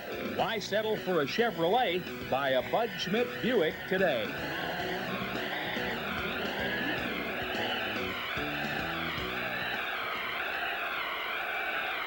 First and goal on the 1. Terrence Jones on the quarterback sneak, and he's in for the touchdown. Well, it didn't take him long after the fumbled punt by Petrie. Terrence Jones jumps in, and now it's 19-16. Let's see if they go for 1 or 2. Looks like 1. The thing is, Scott, when you're down on that 1-yard line, the defense has got to line up 1 yard out. So all you have to do is that quarterback has to fall into the end zone, and touchdown it is.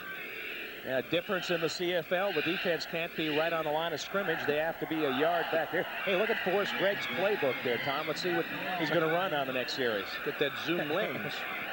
Bjorn Nitmo will try to get Shreveport within 2. It's good, but a flag down. Flag down in the end zone. Offsides, Baltimore. I think it will be declined. So the kick is good by Bjorn Nitmo, and Shreveport takes advantage of the Baltimore turnover like Baltimore took advantage of the Shreveport fumble. Exactly, and within a few seconds, they're back right in the ball game, 19-17, and that's a field goal, and this is a tight ball game. Baltimore has got the work cut out for them. These two expansion teams, I want to talk about that, Scott. The people of Shreveport should be very excited about this brand of football. I'll tell you, it's been exciting for the fans here in Baltimore. We've got a great crowd again here tonight, 31,172 people. The last game we had here against Calgary, which was our opening game, we had almost 40,000 here. The game, we had the exhibition game against Winnipeg, which was an overtime game. It was 45-43, and we had 29,000 in that game. So the attendance is great here. The following is exciting. The fans are very enthusiastic about football. And I guess, Tom, another thing with Shreveport, Forrest Gregg's just on board. It may take them a while to get it going, but I think they're going to do things right down there, and they're going to get better week by week. Well, he's a class guy. Forrest Gregg knows football inside and outside, and I'll tell you, he'll make the changes that are necessary. I know there's been a lot of roster changes down there right now, and a lot of guys are going to be coming off the NFL camps right now that are breaking up, and more players will be coming in from NFL camps right into the CFL, and I'll tell you, it's an exciting brand of football. I get really excited watching it. You can't leave, you can't sit anything. Our fans out here are something else. That's the name of the team that used to play here, and it might still be the name of the team playing here. Nitmo to kick it off, a low kick. Bounces back, Pringle. Oh, watch your feet. He stayed in bounds. And Pringle gets it back to about the 23. Let's go down to the field now where Keith Mills is standing by. Keith? Yeah, Scott, you know, last week, of course, Baltimore knocked on the door a few times offensively. Mistakes killed them. Don Matthews just scolded his team because of the mistakes that the football team is making. The recent fumble, a couple of mistakes in the first half, and he says hopefully the concentration will take over and they'll play some better football. All right. Don Matthews knows that usually the team that makes the least amount of mistakes got a chance to win on the scoreboard. Out of the eye, they break out. And Tracy looking to throw. Pumps down the middle. Now throws it incomplete, short for Sean Beals.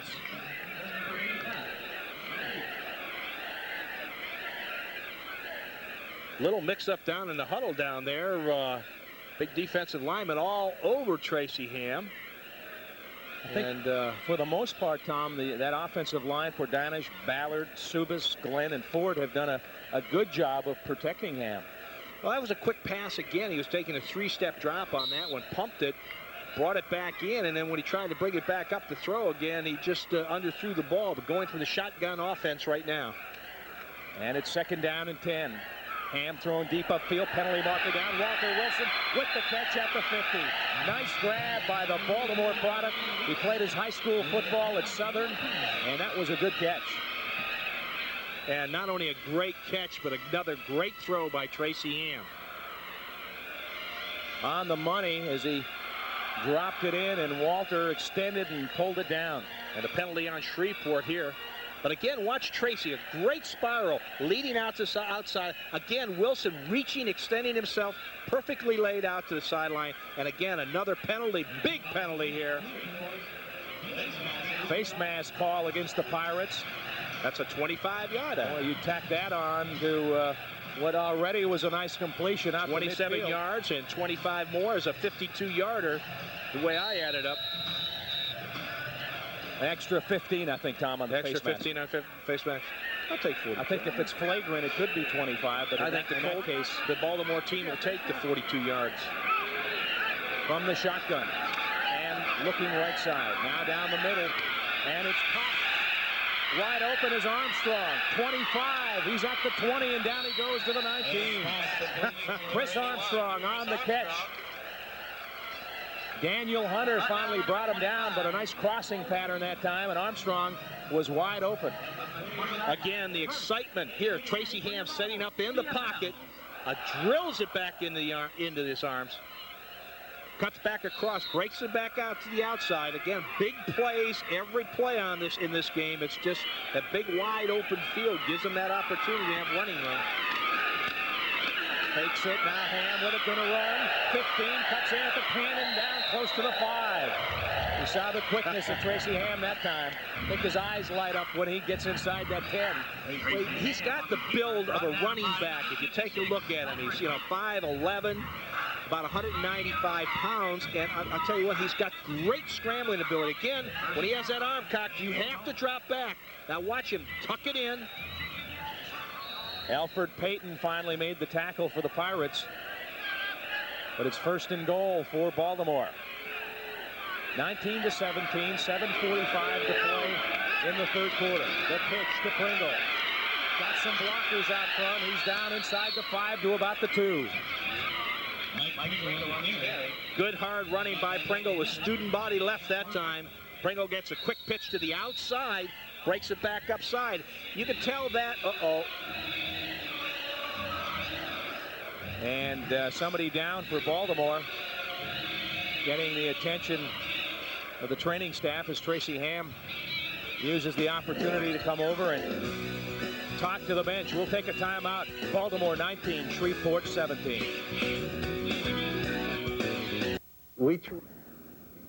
Alcoholism knows no boundaries. AA, it works. Look us up in the phone book. There you see the Eastern standings. Baltimore at 1-1 at the top with Winnipeg. So a win here tonight by the Baltimore CFLers would put them on top of the East. Will keep us on the first place. British Columbia out in front right now, 3-0. And I'll tell you, Las Vegas, a surprise team, an expansion team, 2-0. All right, here we go. Down on the goal line. 2nd and goal. Down close. And Gives it to Pringle off left tackle, and he's stopped short. Good job by the defense as they stacked them up. Brian Hilk, Greg Stuman, and now Don Matthews has a decision. This is a big decision right here.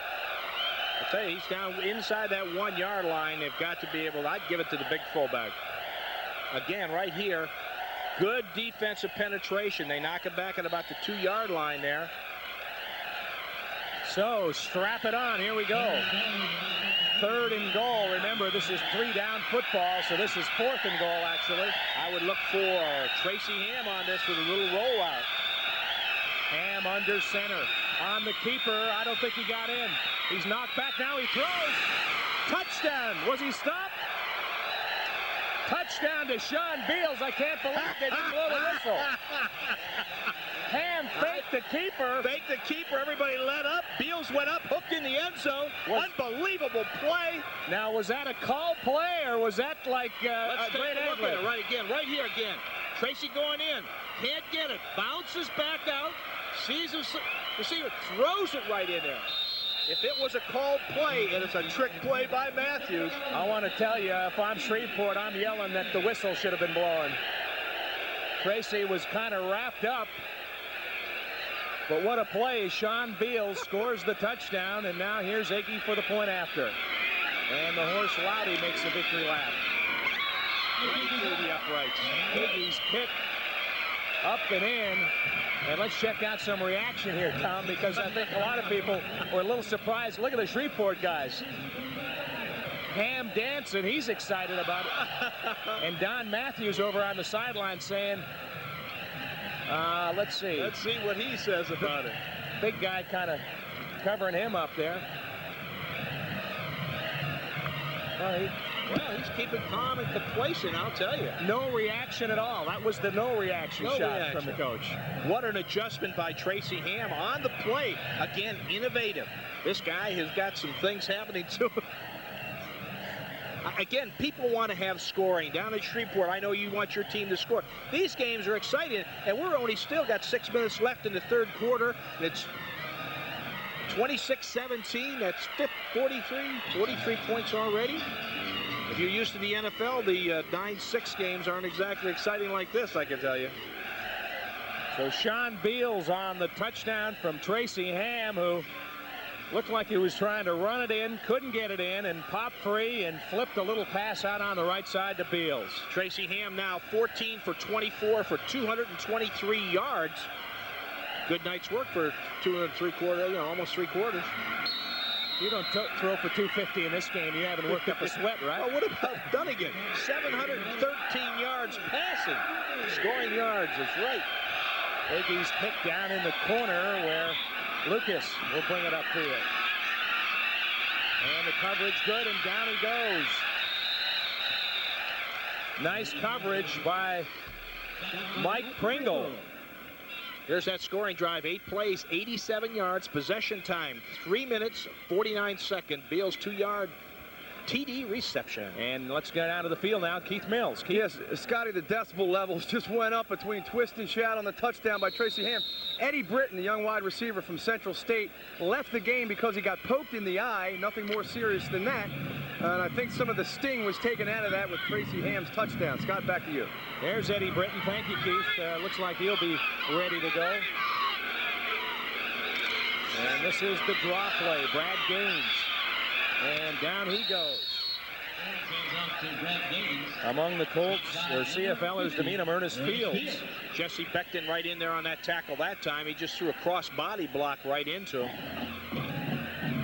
Matt Goodwin coming in right now. He's almost like a nickel back. Yes, he is. Yeah, they use Goodwin as a nickel back, and they're using Becton as that run, looking for the run in there. So they're alternating them back and forth. Alvin Walton, we miss him out there because he's a great one. Now it's 2nd and long. 2nd and about 8 from the 25. Back to throw is Jones. Down the middle, and he has Thompson complete for a first down up to about the 47 or 48. Tight defense on that one. Again, a great throw by Jones right into Watson's hands. He made a great post pattern to the inside, and Thompson comes up with it. Watson on the defense. There's Charles Thompson. Had a great college career at Oklahoma, and then actually served some time on a drug conviction and resurrected his career, came back, played college football at Central State, was here a couple years ago to play against Morgan State.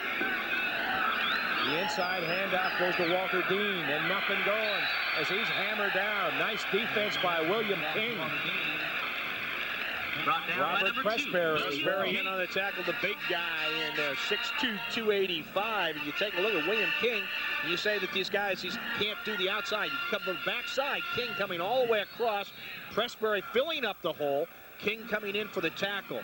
King's only 5'10", 211 pounds, playing that rush end out there. So, well, he is quick, and you saw it that time. He just ran down the ball player coming from the opposite side. 2nd and 11. 26-17, Baltimore with the lead. Heavy pressure, Pressberry with the sack back at the 35. And now the Pirates will be forced to punt, and that front has done a good job keeping pressure on Jones. They have kept a great deal of pressure. That offensive line for Shreveport having a tough time containing the Baltimore defensive rush. The blitz was on that time. Pressberry coming on in. That's 3 sacks today for Baltimore. Pressberry 1, and O.J. Brigance has had 2. So that offensive line is getting weary out there, and I would imagine the defensive line is too. Well, I would bet Stan Petrie will be concentrating on this punt after he fumbled down near the goal line last time. Hammer gets it off, nearly blocked by Goodwin. Doesn't take a good bounce for Shreveport, and now Petrie's going to pick it up. Make sure you get the handle he does, and gets an extra 5-6 yards out of it. He's got to tuck that ball away. He makes me nervous carrying it out like a loaf of bread like that. Well, the offense comes on back on the field, and I'll tell you, we should give credit where credit is due tonight. This defense is doing a great job. We're going to take a timeout. Baltimore on top, 26-17, 3:16 left in the third. Scott Garcon, Tom Matte, along with Keith Mills back at Memorial Stadium. Tom, we should point out 26-17.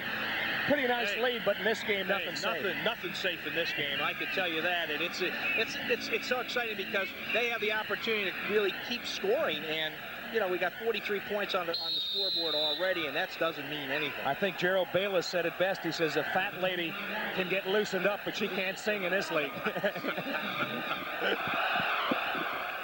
Baltimore on top, 26-17, just over 3 minutes left in the third, and a fumble. Pringle lost the handle, and I believe Shreveport, well, we'll wait and see for sure because a lot of bodies flying around. I think Baltimore has it. Nick Subis, the center, may have recovered. He's somewhere in that pile. And second down. Second down. Yes, sir. Subis comes up with it. You can see him coming up underneath. Again, watch his handoff. Just stuck in, slid right through. In this kind of weather, the humidity and the wet ball, you can see it's really hard to hold on. Again, watch again. It just pops out. Subis comes in here. And here we go from the shotgun. Ham sets up, looking down the middle.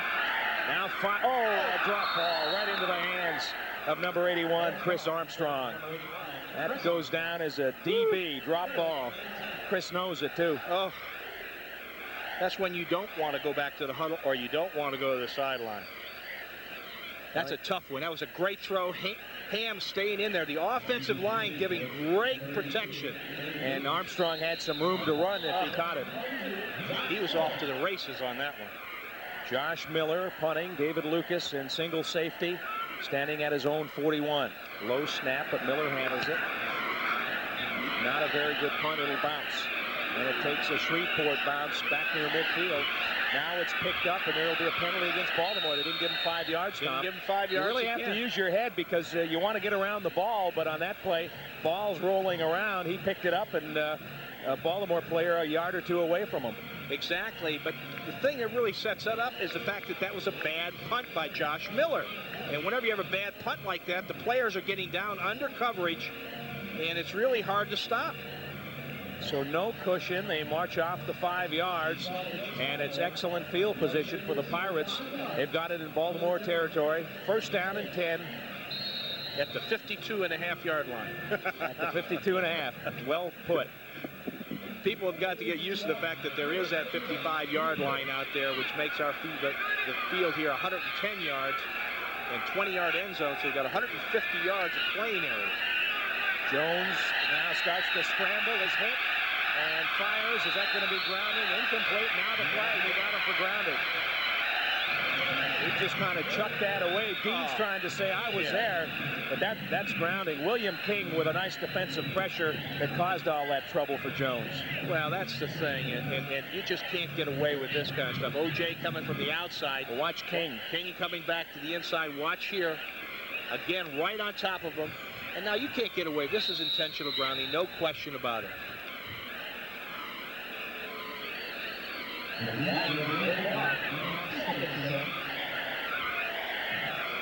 Call was waved off, apparently, Tom. Huh. Maybe they said Dean was close enough to that area, but the intention was to just get it on the grass. So second down and 10. Blitz is on. He's in trouble, and down he goes. Didn't get away that time. He was in the grass that time, and my man Bayless comes through. Comes up with it. Big tackle for Gantz, Bayless. What great leaders they have on this defensive team, and that's the one thing that Don Matthews wanted to do. He wanted to, when he came here to Baltimore, he wanted to get some good defensive players, and he did. I'll tell you what, Tom, he's got an injured knee. He didn't practice all week, but it's game time. Gerald Bayless is ready to go. He's quick as a cat, too. Tanner to punt again. Petrie back for Baltimore. And that's a nice punt. Petrie down at the 10. Has some room. He's at the 20 and goes down at the 23. So a 13-yard return from Stan Petrie. And Tracy Ham and the offense will take over first down and 10 with 41 seconds left. It's a nice number. It's a nice number. 41 seconds left in this quarter. Very nice number. Brings back some. But it's an old number. It's an old number. Just having some fun with you, boss. Forrest Gregg had some good things to say about you the other day. Well, I played in a couple of Pro Bowls with Forrest Gregg, and, you know, the rivalries we had with the Green Bay Packers were something that were unbelievable. Did he have any comments to make about the wonderful field goal that they missed? Yeah, he said it was good. I had to agree with him. Yeah, could you? And back to throw. Quick flip to Pringle. And Pringle gets popped hard. You heard it. Woo. Out of bounds at the 30. Brian Hill laid some pads on him. The strategy of the back coming out of the backfield here is you've just got to get in front of that linebacker. It's sort of like a little option coming out there. And good throw by Tracy Ham. Pringle picks up 7 yards on the play. You get a couple of those, you got your first down. 18 seconds left in the third quarter. Pringle long running back. Armstrong in the slot. Tracy looking right side. Pringle's open. Has the first down.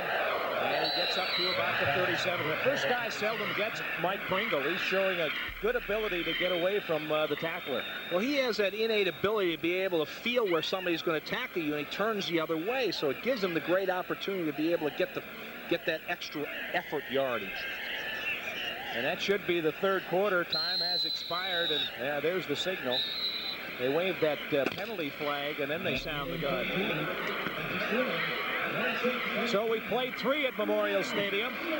Baltimore 26. Shreveport 17. Back with the fourth quarter right after this. And welcome back to Memorial Stadium. It is crunch time right now. The beginning of the fourth quarter. A week ago against Calgary, the Baltimore CFL team folded up like a tent in the fourth quarter. This week, trainer Steve Kinsey and John Lopez are pouring water down these guys. They're relaxing, they're resting, they're keeping their legs, preventing dehydration so they can be fresh down the stretch. Scott and Tom, back to you.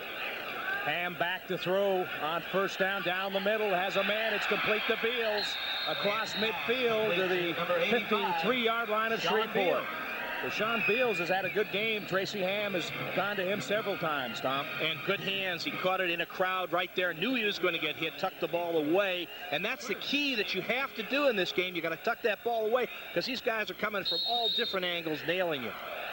26-17. Baltimore into Shreveport territory. Tracy looking downfield, good protection. Now he's going to move around. Here comes the pressure, and down he goes. Well, he bought quite a bit of time. Holding on the defense right there, baby. We got the first down. So a penalty marker is down, and that time you almost had to say that was a coverage sack. Yes, it was. He had a lot of time. But now we know why somebody wasn't open. They got tackled down there. Don Matthews on the sideline looking over the situation, waving at the flag downfield. You know, you're talking about Beals, and Beals is having a great game. He's got 4 catches right now for 92 yards. And another guy's having a great game is Pringle. Between his passing and rushing, he's got over 106 yards already, a total offense. Mike Pringle had that great 20-yard touchdown run.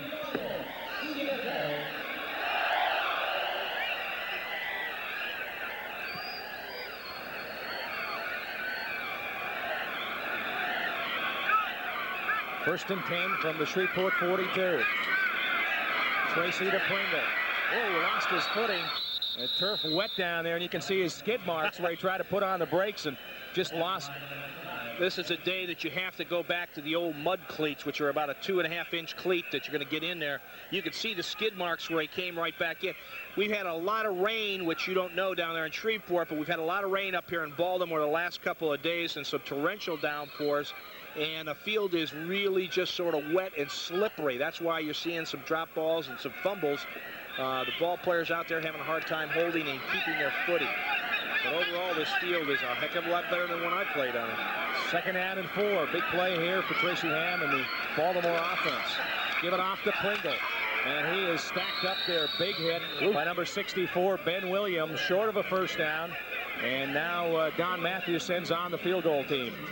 Ben Williams, 6 foot, 258, really stuck Pringle right there in the hole. Neil Fork coming around to the outside, trying to open it up, but I'll tell you. Whew. So it's a 9-point lead, and Agee will try to tack on a 3 here. He sets down the tee. As Keith pointed out earlier, you're allowed a 1-inch tee in the CFL, and that gives you a little better chance to get it up and elevate it a little quicker and maybe add some distance as well. As you look at the big guy who made that last hit, Ben Williams. Now they're going to bring the sticks in.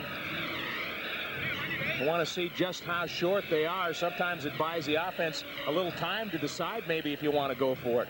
Well, that and also the fact that this puts them in that zone where you have that 1 yard off the ball, and they are just 1 yard off the ball. Look at Tracy. He says, come on, Coach. The offense is going back in. Yeah. I can believe it because all he has to do is fall forward and get that first down. This is living on the edge. This is Don Matthews football. Jim Spiros is sitting up in the box here with us. Nervous as a cat like we always are. It's easier when you're playing, right, Jim? Your offensive unit returns to the field. Tough to be up here watching his team, but certainly happy with that crowd tonight. Over 31,000 come out. You had to be very happy. Baltimore has to be very happy with this crowd here. 31,172, great turnout. We're having local TV, which we are on right here, to be able to explain the game to the Baltimoreans. Get you down here and watch the excitement. Okay, big play here. It's 3rd down. Remember, this is 3-down football and about a half a yard. Sam gives it to Pringle, and I don't think he got it. Shreveport penetrated into the backfield. Ben Williams, who made the play on 2nd down, and he's talking some trash over to the Baltimore sideline. Somebody better remind him he's trailing by 9 points. Nice play as Williams was right there to fill that hole up. Again, that's a great defensive play by Shreveport. Ben Williams strutting off the field. We'll step out. It's Baltimore 26, Shreveport 17. We'll return to 33rd Street.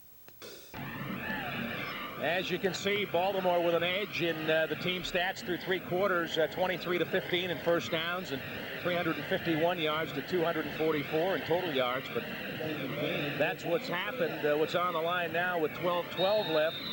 Baltimore with a 26-17 and Shreveport with the football. We've got it first down on their own 33-yard line as Terrence Jones brings them up. Jones ready to go. Pitches out on the option. The ball is loose, and it's recovered by Baltimore. A big play as they were all over Terrence Jones. He coughed it up and recovered by O.J. Brigance. But it was Gerald Bayless And that has Jim Sparrow smiling. Tell you what, Scott, we finally got a break there, and I'm glad to see the ball bounced our way. You know, we missed on that third down conversion, and we just got the ball back. Tremendous play on defense. Defense has made some plays. They set up an earlier touchdown, and you got to be happy with over 31,000 coming out tonight. Not much of a drop-off after that home opener. Well, Scott, this is an event. People come out here. The crowd's having a good time. They're enjoying the halftime and all the festivities that go along with it. So let's see if Baltimore can take advantage of the turnover. They did the first time around. Ham looking down the middle, has a man, and it is caught for a touchdown. No, they say he's down on the 1-yard line. Chris Armstrong with the catch from Ham, and it's 1st and goal from the 1. Now here's another look at it. Tracy down the middle. Right, Tracy, I tell you what, throws a strike here to Armstrong, right in stride. I tell you what, he slid in the end zone. That was awful close. I thought the ball was on the goal line, Mr. Spiros. I might be down that referee box later on tonight. I tell you what, there's been a couple calls here tonight for both sides. Now we should point out that the ball, although it was on the 1-foot line, comes back to the 1-yard line because you have to play a yard off the ball. Ham gives it to Pringle. Nothing going, and he lost a couple on the play. Tell you what, Scott, that Shreveport defense, those guys are swarming around that football. I'm interested what Don Matthews calls and the Bravado got on this play coming up here. Joe Fuller in the backfield to make the tackle. So now it's going to be 2nd down, and the ball marked just outside the 2-yard line. So a loss of 1. I'd like to see some type of bootleg type thing here where Tracy can keep it and get it into the end zone. Student body right. Looking, firing, touchdown, Tui Pelotu. Peter Tui Pelotu wide open as they rolled everybody on the right side. You're a good color man, Jim. I tell you what, up here and brought us a touchdown. I tell you what, Tom Matty here is going crazy. I know, and I tell you what, the cheerleader. That's right. So super drive. They put together. They took advantage of a turnover as Shreveport took advantage of us on a couple. So this is great, getting some points on the board. Tracy told me earlier, if they get over 30 points, the guys, they're all going to buy him lunch this week. So he's got lunch bought for him. He's eating well then. There's another look at it. Ham rolling out, and we talked about Peter Tui Peloto having the sure hands, and he looked it in for the 6. Iggy on for the point after. And Iggy connects for the single. So it's 33-17. The lead just a bit more comfortable. And Jim, thanks for stopping up to the booth. You're off and running. Well, Scott, thank you very much. And I just hope, like you said, there's still a lot of football left here with 10 minutes in these games. I heard the Calgary score was 50-15 at halftime over Winnipeg. And we got to play Winnipeg next week. So, I don't know. I'll keep you guys tuned on that score. Okay. That's at halftime. Anything can happen. Tom mentioned earlier, Matt Dunnigan, the quarterback, threw for 713 yards. It's a wide open style, and Jim Sparrow's pretty happy with his guys right now. They're up 33-17. All right, put your pom-poms down. Put my pom-poms back down. Back to broadcasting again, and I'm not allowed to say we anymore, that's for sure. I'll tell you. But it was a great drive again. The turnover cost Shreveport that score there. But, you know, you take a look at the coaches down here they're coaching for Baltimore, and you take a look at Joe Barnes, who played in the CFL, is a quarterback coach, and Steve Barato, who's the offensive coordinator and the offensive line coach, doing a great job for that offense. And then defensively, Daryl Enderlin. Daryl is just one of the all-time hard workers I've ever seen as far as coaching here. This is just a great staff. You go Don Hill, you go Marty Long, and Bob Price. There he is, Daryl, right there on the sideline, talking to the booth up here. So, and Bob Price, who's a defensive coordinator and defensive backs coach, doing a great job defensively, because this team Baltimore's done a good job tonight putting the pressure on Jones as far as throwing the ball, but this is exciting football. Iggy boots it down to Lucas. Up to the 20, now it cuts across the field and got banged down. Looked like he was going to have some room, but Petrie took the wheels out from under him. And now let's check in with Keith Mills. Keith? Yeah, Scott and Tom, with me is Gordy Combs, the head football coach at Towson State. Of course, Towson, the home base for the summer practices of the Baltimore CFL team. You are very familiar with this football team, and you are a believer not only in the ball club, but Don Matthews and his staff. We had a great opportunity to watch, especially during the early part of preseason, to watch a lot of the teaching, a lot of the things that they were doing as a coaching staff, and we were able to accumulate some ideas during that short period of time. And you just came back from San Diego scouting with Bobby Ross and his squad. Yeah, we were out there for 6 days, and we were able to watch Tony Vincent practice a couple times. It was great to see him. Okay, Gordy Coombs, thank you. Scott, back to you. All right, and Jones goes deep and hits Manny Hazard, and the ball squirted out, but I think he had already hit the ground, Tom. That's a nice grab. And great grab and another great throw. Again, watch, Jones slips. This field is getting real slippery out there, but again, another great throw and a great reception. Defensive back doing a great job stripping the ball, but once you hit the ground, it's dead. And here's what Gerald Bayless puts up with most of his life. Double teams. Guys grabbing him and pulling at him, and he still gets it done. Draw play. And nothing going. Brigance with a major hit and a fumble. And Baltimore's got the football. Brigance with the big hit on Walter Dean. And Jesse Beckton comes up with the big fumble recovery. Good job by Jesse. The defense again. What a shot he took on this draw. Watch it here. You'll be able to see him. He's bent over backwards on this one. Boom. Oh. No, it looked like Presbury. Presbury was the one that caused the fumble. Again, you see him stripping the ball. Oh. And then Brigance gave him the finishing shot. And in comes Jesse coming, picking up the ball right there. Timeout, 33-17. Baltimore leads, 8:51 left. Welcome back to Memorial Stadium. Scott Garceau, Tom Matte, and Keith Mills with you. And about 8:51 left. If Baltimore takes care of business, it'll be 2-1 and right on top of the standings in the East. Well, the gods have been shining on us up here in Baltimore again with all the rain we've had in the last couple of days. It's sort of blown out of here, and actually it's sort of a much cooler night than they played the last 2 games here. Now, Tracy Ham goes to work. He's at the 50-yard line, and he's back to throw, looking for the quick out, now looking upfield. And nearly caught. Almost a great grab by Eddie Britton. He can't hang on. 2nd down and 10. Lots of time to throw the ball back there. The offensive line doing a great job. About the only time we talk about them is when they hold, but here they are. Pordanish, Ballard, Subas, Glenn, Fort really have done a good job keeping that Shreveport defense off Tracy Ham's back. Britton almost makes a great reception. Now in the CFL, you can have 1 foot in. And the out incomplete, intended for Sean Beals right around the first down marker. But it's 2 and out, and the punting unit will come on. Oh, we've got a penalty down. We'll have to check that flag out. Meantime, let's check in with Keith Mills. Keith? Oh, yes, Scott, with a very, very special guest. Welcome, Mr. Paul Tagliabue to the game tonight. Let's hear it for Mr. Tagliabue. Boo, boo. Actually, this is Nick Saropoulos, who helped design Mr. Tagliabue. And Nick, you were here last week, got a lot of good publicity. What does Mr. Tagliabue think today? Well, he's being held. He's again held for hostage until the dummy gives us the name back. I mean. Okay, Nick Saropoulos of the Colt Liberation Party. Tom and Scott, back to you with Mr. Tagliabue. All right, we couldn't see a chest on the man, and there are some that say that he didn't have a heart, right? Here they come on the punt return, and forced out of bounds is David Lucas. Again, Beckton on the tackle that time. Great effort by the linebacker. Coming all the way across the field. Good punt. Back inside the 35-yard line. So now the Baltimore defense will try to keep Terrence Jones and the Pirates in check. 8:07 remaining in the ball game, Scott, and that's a lot of time in the CFL when you're only behind by 16 points. Fourth quarter hasn't been good to either of these teams. The CFLers from Baltimore have been outscored 26-7 in the fourth quarter coming into this game, and Shreveport have been outscored 20-0 in the quarter. Jones looking to throw. A quick flip to Gaines. He shakes up, lost the football.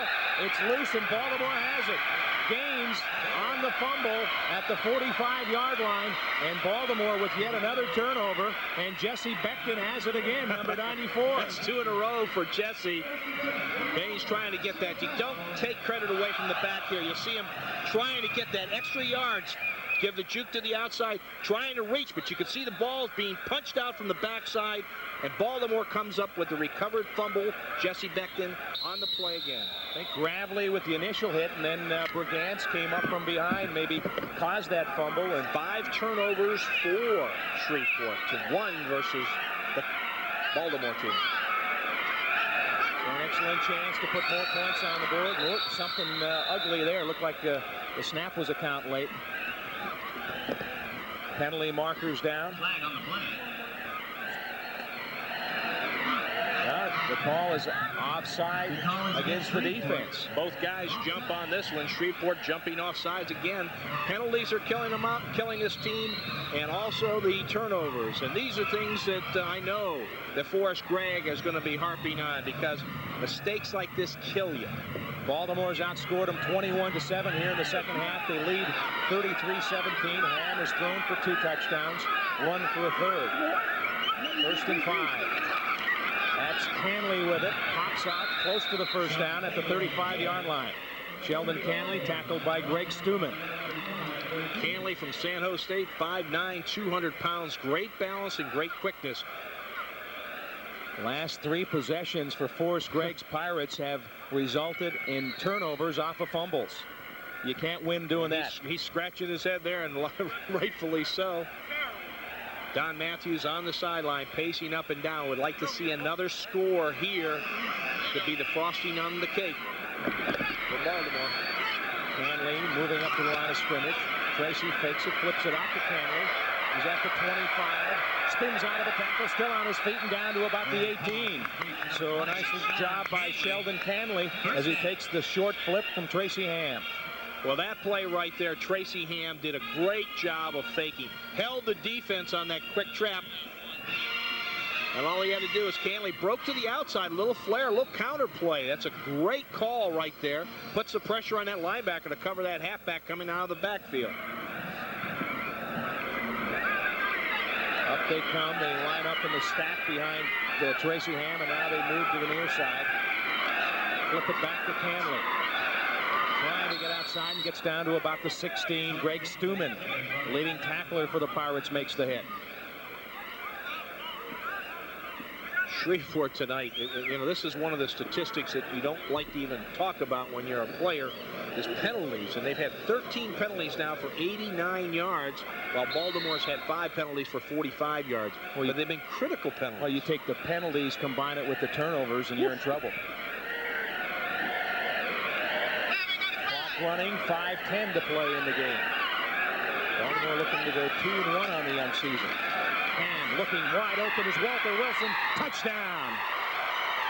Oh, what a thrill that is. The guy from Baltimore gets a 6. Tracy Ham again.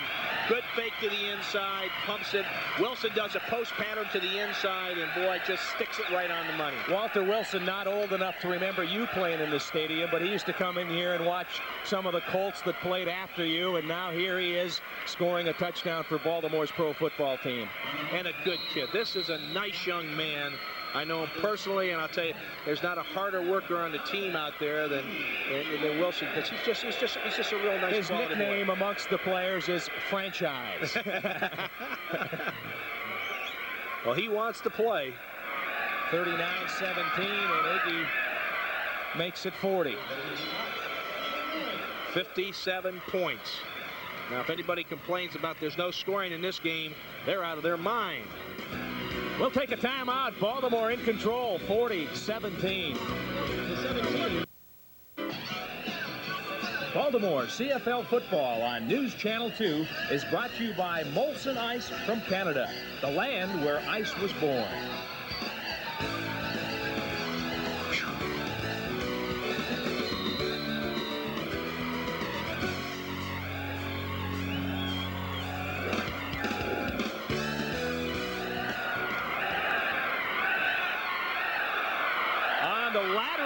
Trying to get it to Thompson on the kickoff return. and they will retain possession. And Tom, we got to point out there to fans. This is a good point. Not familiar with the CFL game. It's not who had possession last. It's who touches the ball last. And you saw Thompson make a dive just to get a hand on it there. They tried a little trickery here. I think we missed the top end of the play. Maybe we'll see it again, but they tried a lateral off the kickoff return. Just one of those razzle-dazzle plays, but on the right here, he just stops, sets up, throws it back. I did this a couple of times to Lenny Moore. I'd start one way, throw it all the way back across the field the other side. That was one of Weeb Eubank's plays. But a smart play from Thompson there. He didn't watch. Now, he doesn't try to pick up this ball. He just tries to knock it out of bounds, and he touched it last, and they retained possession. The call is against right there. See him scoop it out, but offsides on Baltimore, so the kick comes back again. I bet they don't try that play this time. Forrest Gregg living on the edge. Can you believe Forrest Gregg calling this? He's got to get innovative. I mean, if you're in this league, you've really got to come up with some innovative plays, some razzle-dazzle stuff to make things happen. I spent some time with Forrest yesterday. He said, I'll tell you one thing, we don't spend a lot of time on the running game in practice in this league. You got to throw the football. Well, he was part of that, the great sweep that they had up in Green Bay, student body right and turning the corner all the time. You know what he told me in '65? He said Unitas went down. He said, who was that backup? I said Quazzo. He said, yeah, he got injured. And then he said that kind of stumpy number 41 came on with the wristband, and he said we knew we had him then. Yeah. But then he stopped smiling and said, seriously, he said, I got a lot of respect for Tom Maddie, and he said he was one heck of a competitor. So he saluted you. That's a nice one. This is Charles Thompson trying to kick it outside. He's got some room at the 30. Now cuts it back in, and down he goes. That was a good effort from Thompson. He might be hurt. Great speed. As you can see, he probably returned the ball 30, 35 yards, but he ran 60 from one sideline to the other sideline. Good to see. Ham 23 for 35, 320 yards. The action, August 10th. 3 TDs. And he ran one in. He had 47 yards with 5 carries. So that's a 367-yard day. This may be an opportunity right now for Kajemi, who's warming up on the sideline down there, throwing a ball to bring Kajemi in, give him some game time experience. That's still Terrence Jones for the Pirates. Down he goes. That was Presbury blowing up the middle. And Tom Fuller as well. Tom Fuller, a guy that plays offense and defensive line. And when you think about it, Tom, you got a 37-man roster. You've got 24 starters and 2 kickers. You only really have 9 reserves, or 11 reserves. That's it. When I first came in the league, we had 36 players, and what you have to do is you have to be a jack of all trades. You've got to back up different positions, and that's why I say that the athletes in the CFL here are really multi-purpose athletes. And they make a working man's wage. These guys make about $50,000 a year on the average. And broken up nicely by Matt Goodwin. Goodwin with the near interception, and he's really a valuable guy. Good special teams player. He can almost play like a linebacker. He's 6'2", 205, but he's got great speed in the secondary. Watch him reach up here with just the one arm again, almost pulls it in. That was intended for Charles Thompson. Incomplete, and now Shreveport forced to punt with 3.5 minutes left. 3:30 and running. Stan Petrie back to return for Baltimore. Goodwin's twin brother, hurt right now. But these two guys are just really good football players. This punt will bounce, and Shreveport trying to get out of the way for the 5-yard penalty. Down near midfield at the 53, Carl Anthony picked up the loose ball, but a flag down. Let's see what we have here. Well, obviously he was too close to pick it up, so that's that one penalty, but we may have a clip. Again, Tom, run through the rule again for those not familiar with the game on a punt. On a punt, what you've got to do is you've got to give the punt returner a 5-yard leeway to be able to catch the ball. So if you are inside that 5-yard area, it's a 10-yard penalty, a 5-yard penalty for it. Now we've got a timeout called. You see the referee signaling timeout down on the center field. The other rule is, of course, no fair catch. And there's another interesting twist to the punting game. It's a free ball. The punter can go down and recover it. We'll take a timeout. Clock stop, 3:05 left, 40-17, Baltimore. Think of someplace private. Short, stubby guy. He was proposed to be a quarterback for the Ohio State Buckeyes, and they brought him in there and put a band on his arm. You know, he couldn't remember the plays, so he had to have this band on his arm to play. And one thing we knew, that he wasn't going to kill us passing. All right, just a few comments, but he had some. You guys are always getting me. This is John Congemi at quarterback, and he completes it. Throws it across the field to Joe Washington. Way to go, John. John, the backup, veteran of the CFL, 30 years old, good college quarterback at the University of Pittsburgh. And he's a valuable guy to have around, because if anything happens to Tracy, he can run an offense. Not only that, but he's a great leader on the team, and also makes Tracy Ham a better quarterback, because here's two veteran guys. They talk over the strategy of the game, and they really work with each other and talk with each other on the sideline. A great young man, too. By the way, that was Joe Washington who made the catch, but that's not Little Joe. That's Big Joe Washington, 6'3", 202. Little Joe's in the radio booth. He's doing the radio with Bruce Cunningham. Hanley, gets smacked hard. Big hit there. Whoa. Who was that? Was that Greg Stuman? Greg Stuman right in there. One of the real defensive leaders on the Shreveport team. He just came in, stuck him right in the hole. Third down and 1. You take a look at him. He's an 8-year CFL veteran. You think he doesn't know this game? He sure does. Forrest Gregg's got a great catch with that guy right there. Got a feeling they might be coming after Mr. Miller here. I think he'd want to get this one away in a hurry. But they do have double. No, actually, they're falling off, Tom. Yeah, they're trying to set up a return. Twin safety's back, and not much of a rush. A wobbly kick coming down to Terry Smith. Smith is smacked down on about the 17. And O.J. Did he explode? He came shoot right through there again. O.J. Brigance. Now here's a guy who's a first stringer on the special teams, coming back down there. Has had a great night today. You talk about a ball player, give game balls away. This guy has the potential of getting it. It looked like Smith had a gap there, and suddenly O.J. just exploded through that gap. And now Tom Mickey is in at quarterback for Shreveport. Mickey 6'1", 195. At the controls, taking over for Terrence Jones. They just brought him in about 2 weeks ago, Scott. He's a good quarterback. Played his college football at Baylor. And he looks to throw a little screen over the middle. It's complete to Gaines, and short gain on the play up to about the 25. Little dump over the middle. Looks sort of funny out there with number 11 out there with a nice clean white uniform. Everybody else a little muddy and dirty. It's all part of this game. This is football. Outside on the grass, a little mud. The way it was meant to be played, right? No tiles falling off the ceiling. Oh, and another big hit. Little short pass to Gaines, and he got popped. Looks like he did get the first down, though, but boy, Matt Goodwin coming up again and just leveling him right there. Stood him right back up.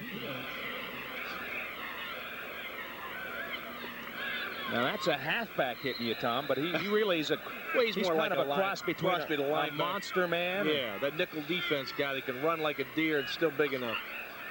Mickey, plenty of time, throwing to the near sideline. Completes it out of bounds to Wayne Walker. Walker was a first-team all-rookie in the NFL with the Chargers in '89. Caught a 64-yard touchdown last week against the Argonauts. First-team all-rookie is right. Played with Ottawa for a while. Was up in Minnesota and also played in that World Football League with San Antonio. Won in '92. Got great speed, about 4.3, 4.4. 2nd and 1. Baltimore has a 40-17 lead. We're late in the fourth quarter. And Walter Dean, not much going for him. Irvin Smith coming up on the line, right at the line, making the tackle, but getting the first down. Shreveport keeping the drive alive. 1:41 remaining in the ball game.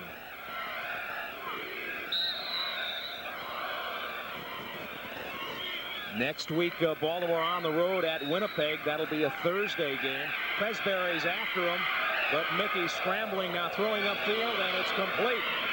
All the way down to the Baltimore 35-yard line, David Lucas. Defensive line out there really sucking air right now, and I can believe it. Well, this is a case, Tom. If you have a deep roster, a 50-man roster, you're getting some other people in there, but you don't have that many people to get in there. You know, Mickey's making a great statement for himself right here. He's 4 for 4. He's got the ball club moving very well down the field. Again, 1:30 remaining in the ball game. Sort of tough to make up 23 points. Now they had a little problem spotting the ball. They readjust it to Shreveport's advantage about a half a yard. And it's first down and 10 from the Baltimore 35. Mickey on the drop play, and Gaines is in trouble. Not much going on. He gets stacked up and maybe got a half a yard. Ernest Fields, number 50, the first of the Baltimore defenders to greet him. Fields, a great linebacker from the inside, really learning the game. Made some mistakes preliminarily, but Fields has been all over the field, had a couple of interceptions so far also from Tennessee. 5'11", 240, low center of gravity. Mickey on a quick slant completes it. And a good game, and he breaks free. Touchdown, Shreveport. Again, don't go away, people. This game is not over yet. It's 1:09 remaining. Quick slant over the middle. Breaks a couple tackles and in for the touchdown. 5 for 5. Oh, nice job by Mickey. Yes, he comes in off the bench. He comes in off the bench cold, comes in, moves the field team right down the field. This is great running after he catches the ball again. Just a slant pattern back to the inside, breaks back to the outside, does a couple jukes, and makes the touchdown. So Moss on a 36-yard reception. Bjorn Nitmo on. Left foots it up and through. Kick is up and good. With a minute 9. And it's 40-24 with 1:09 left. Well, I think there's not too much question about what might happen on this next play. Being 40-24, I think you might see the onside kick. So there's going to be a special meeting down there. Don Matthews calling the team together on the sideline. We've seen just about everything in 3 weeks of regular season CFL football. Up in Toronto, we saw Baltimore return a missed field goal, 91 yards, and they had it, I think, 1st and 10 from the Toronto 35. He took it 17 yards deep in the 20-yard end zone, and there are some strange things that happen in this game, but I think the people who've come out and sampled the game or watched it tonight on TV would agree that it's full of action, and the fans are having fun, Scott. That's what it's football's supposed to be fun. As a player, I wanted it to be fun. I thought it should be fun, and it is fun. And to be able to have the people come out here tonight, everybody stayed here to watch the end of this ball game, so it's great. Okay, let's check out the onside kick now as they set it up. Nitmo has it on the near hash, and it looks like he might go to the right side because that's where the Shreveport guys are. There's 12, and 8 of them are to the right of the kicker. Pops it up in the air. That's a free ball, and Baltimore gets it on the deflection. Wow. I'll tell you, that's an interesting way. Instead of squibbing it, right? Squibbing it, now, yeah. In the NFL, I know you could call for a fair catch there. Yes. I don't know if they have the same rule in the CFL. Fields comes up with it. Another great reception as far as I'm concerned. Here's a look at the way it, watch how he pops this ball. It's like a little chip shot. If I could use my sand wedge that good, I'd be all right. Yeah, but you'd miss the putt. Good point. So Sean Beals hangs in there with a lot of traffic around him. You saw that was Walter Wilson initially getting kind of blown out there by Shreveport. But Beals, great camera coverage, guys. Great shots. 1:07 left, and Jimmy is the quarterback. Gives it straight ahead. And Canley finds some running room, gets it up across the 50 to about the 48-yard line of Shreveport. You know, Mickey came in on that drive Shreveport had, which they should be very proud of. He came in, he was 5 for 5 for 78 yards. They went 7 plays for 92 yards. Only took up 1 minute and 6 seconds, and the 35-yard touchdown pass was Mickey DeMoss. Big wheel down on what used to be the Oriole dugout, leading the cheer, getting ready to spell out those COLTS. He's having fun. He's having fun. From Jimmy on 2nd and 5. Throws it down the middle, and it's picked out. Intercepted by Fuller. And he returns it to about the 36-yard line. So Shreveport will take over.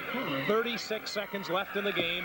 Baltimore on top 40-24. And John Kajemi would like to have that one back. Yes, he sure would. Threw it right out there. Here again, Wilson was open to the outside, and Kajemi just underthrew it a little bit. And if he could have led him to the sideline, that would have been a completion and another big play. There's the big wheel. Speaking of big, it makes me look good.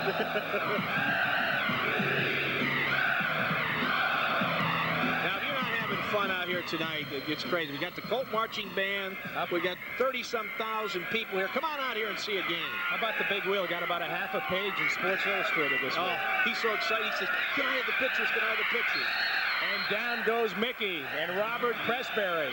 All over him. Pressberry, who played his high school football in Harford County at Edgewood High, is having a big game tonight. He's got probably half the stadium filled with his family. That's here. right. You know, I hope it is. He played his college ball at Delaware State, but he is having a good game. And he should, because, you know, they're double-teaming Bayless, and that creates some opportunities for him. Mickey flag down, could be holding. Throws it, it's complete across the 40 to about the 42, but this one could be coming back with 19. Yeah, you see Don Matthews say, hey, let's go back the other way. No question about it. Holding O.J. Bagance again. He's a rush in, what they call a rush in. If you could see the move that he makes to the outside, that big offensive tackle just grabs him and tries to take him down. We'd like to remind all you football fans out there that we're going to be back on the air August 20th, and we'll have 4 straight weeks of Baltimore CFL football for you. August 20th, a Saturday night against Toronto here at the stadium. Then we go up to Canada at Hamilton on Saturday, August 27th. We'll be down at Shreveport, a rematch of tonight's game on Saturday, September 3rd. And then Saturday, September 10th, back here at Memorial Stadium against Sacramento, a second-year U.S. team in the Canadian Football League. Fake the draw, Mickey on the screen to Gaines. Brad Gaines trying to find some room and gets up to about the 32-yard line. 10 seconds remaining on the clock, and this is a big win for Baltimore today. But don't be disappointed out at Shreveport. This is a young ball club that's coming into its own, and I'll say this, Forrest Gregg, one of the great coaches, one of the great players. First Baltimore win here since September of '83 when they beat the Houston Oilers in the other league back in the NFL days. Mickey down the middle, and that's a nice toss, complete across midfield. He's got some room to run. David Lucas gets all the way inside the Baltimore 35, and that's going to do it. Scott, great game, great crowd. Look at Forrest Gregg, so let's get out of here. Let's get on the bus and on the plane and back to Louisiana. Let's go down to Keith Mills, who's down on the field. Keith? Yeah, we're with easily the MVP of this ball game today, quarterback Tracy Ham. Tracy, you unleashed your arsenal today. You ran for a touchdown, you threw for 3, your offense put up 40 points on the board. Well, I'd just like to thank my Lord and Savior Jesus Christ who's first in my life. I thought our team just played well. I thought we played hard. You know, we didn't turn the ball over, and we gave ourselves a chance to win. Last week you self-destructed in the red zone. Today you did not, and you really put some pressure on them in the second. Well, that's putting it mildly. We destructed bad down there. But you know, if we get down there, that's a good sign. And you know, we just got to continue to work, push the ball down the field, and then just continue to get better. Hey, Keith, last thing, 30,000 fans turn out tonight. At the end of the game, it sounded like 60 down here. Do you guys hear that? This is a loud stadium, and that's nice because anytime you can play at home and it's loud, 30,000, you know, we'll take it. You know, our fans are getting better each week. Okay, you threw 3 touchdown passes. Walter Wilson of Baltimore caught the last one. We're going to see that in a couple seconds. Talk about why your guys were so wide open down in the red zone. Well, I think they just knew we had put the ball in there. They worked hard, and, you know, we went back and worked hard last week. So, you know, the guys just went to work. Okay, Tracy. Hey, Keith, can you hear me? Scott Garceau wants to ask you something. Keith, yes, Scotty. Keith, I just wanted to ask him about the play down on the goal line where it looked like he was stopped and then threw the touchdown. I got you. Or the play on the goal line where they stuffed you, you improvised, you threw the touchdown to Sean Beals. Talk about that. Oh, well, what is it to say? If I'd have if I went across the line of scrimmage, I'd have got the touchdown. I didn't, so I still can throw the ball. So I just pick it up and throw it. Instinct play? I don't know if instinct, but I don't want to make a living off that. But we'll take it. Okay, Tracy Ham. Thank you. Tracy Ham, the MVP of this football game. Scott, back to you and Tom. All right, Keith, good job. Yeah, we're looking at that play right now. He says he don't want to make a living doing this, Tom. I'll tell you one thing. He improvised, which was unbelievable. I can remember one time with John Unitas with that, where he went around, hit the hole, jumped back to the outside, and went around the corner. There's our wonderful Loudy Loudenslager, our horse. Loudy, of course, one of the greatest Colt fans that ever lived and no longer with us, but still remembered here. And you look at the tradition of the Colts band. I pulled up at 4 o'clock, and they've been practicing for 2 hours out in the parking lot, Tom. In the heat. It has been a tradition. They've kept this name alive here in Baltimore. Now, I have to give a lot of credit to the Colt band for doing such a great job and keeping the fans of Baltimore involved in football. They are one of the integral parts of what's happened here in Baltimore in football. Well, 40-24, and I think Don Matthews has to be happy with a lot of things. The offense exploded for 40, and the defense set up a lot of those points with turnovers. All right, we'll return to Memorial Stadium right after this. Baltimore wins it, the final 40-24.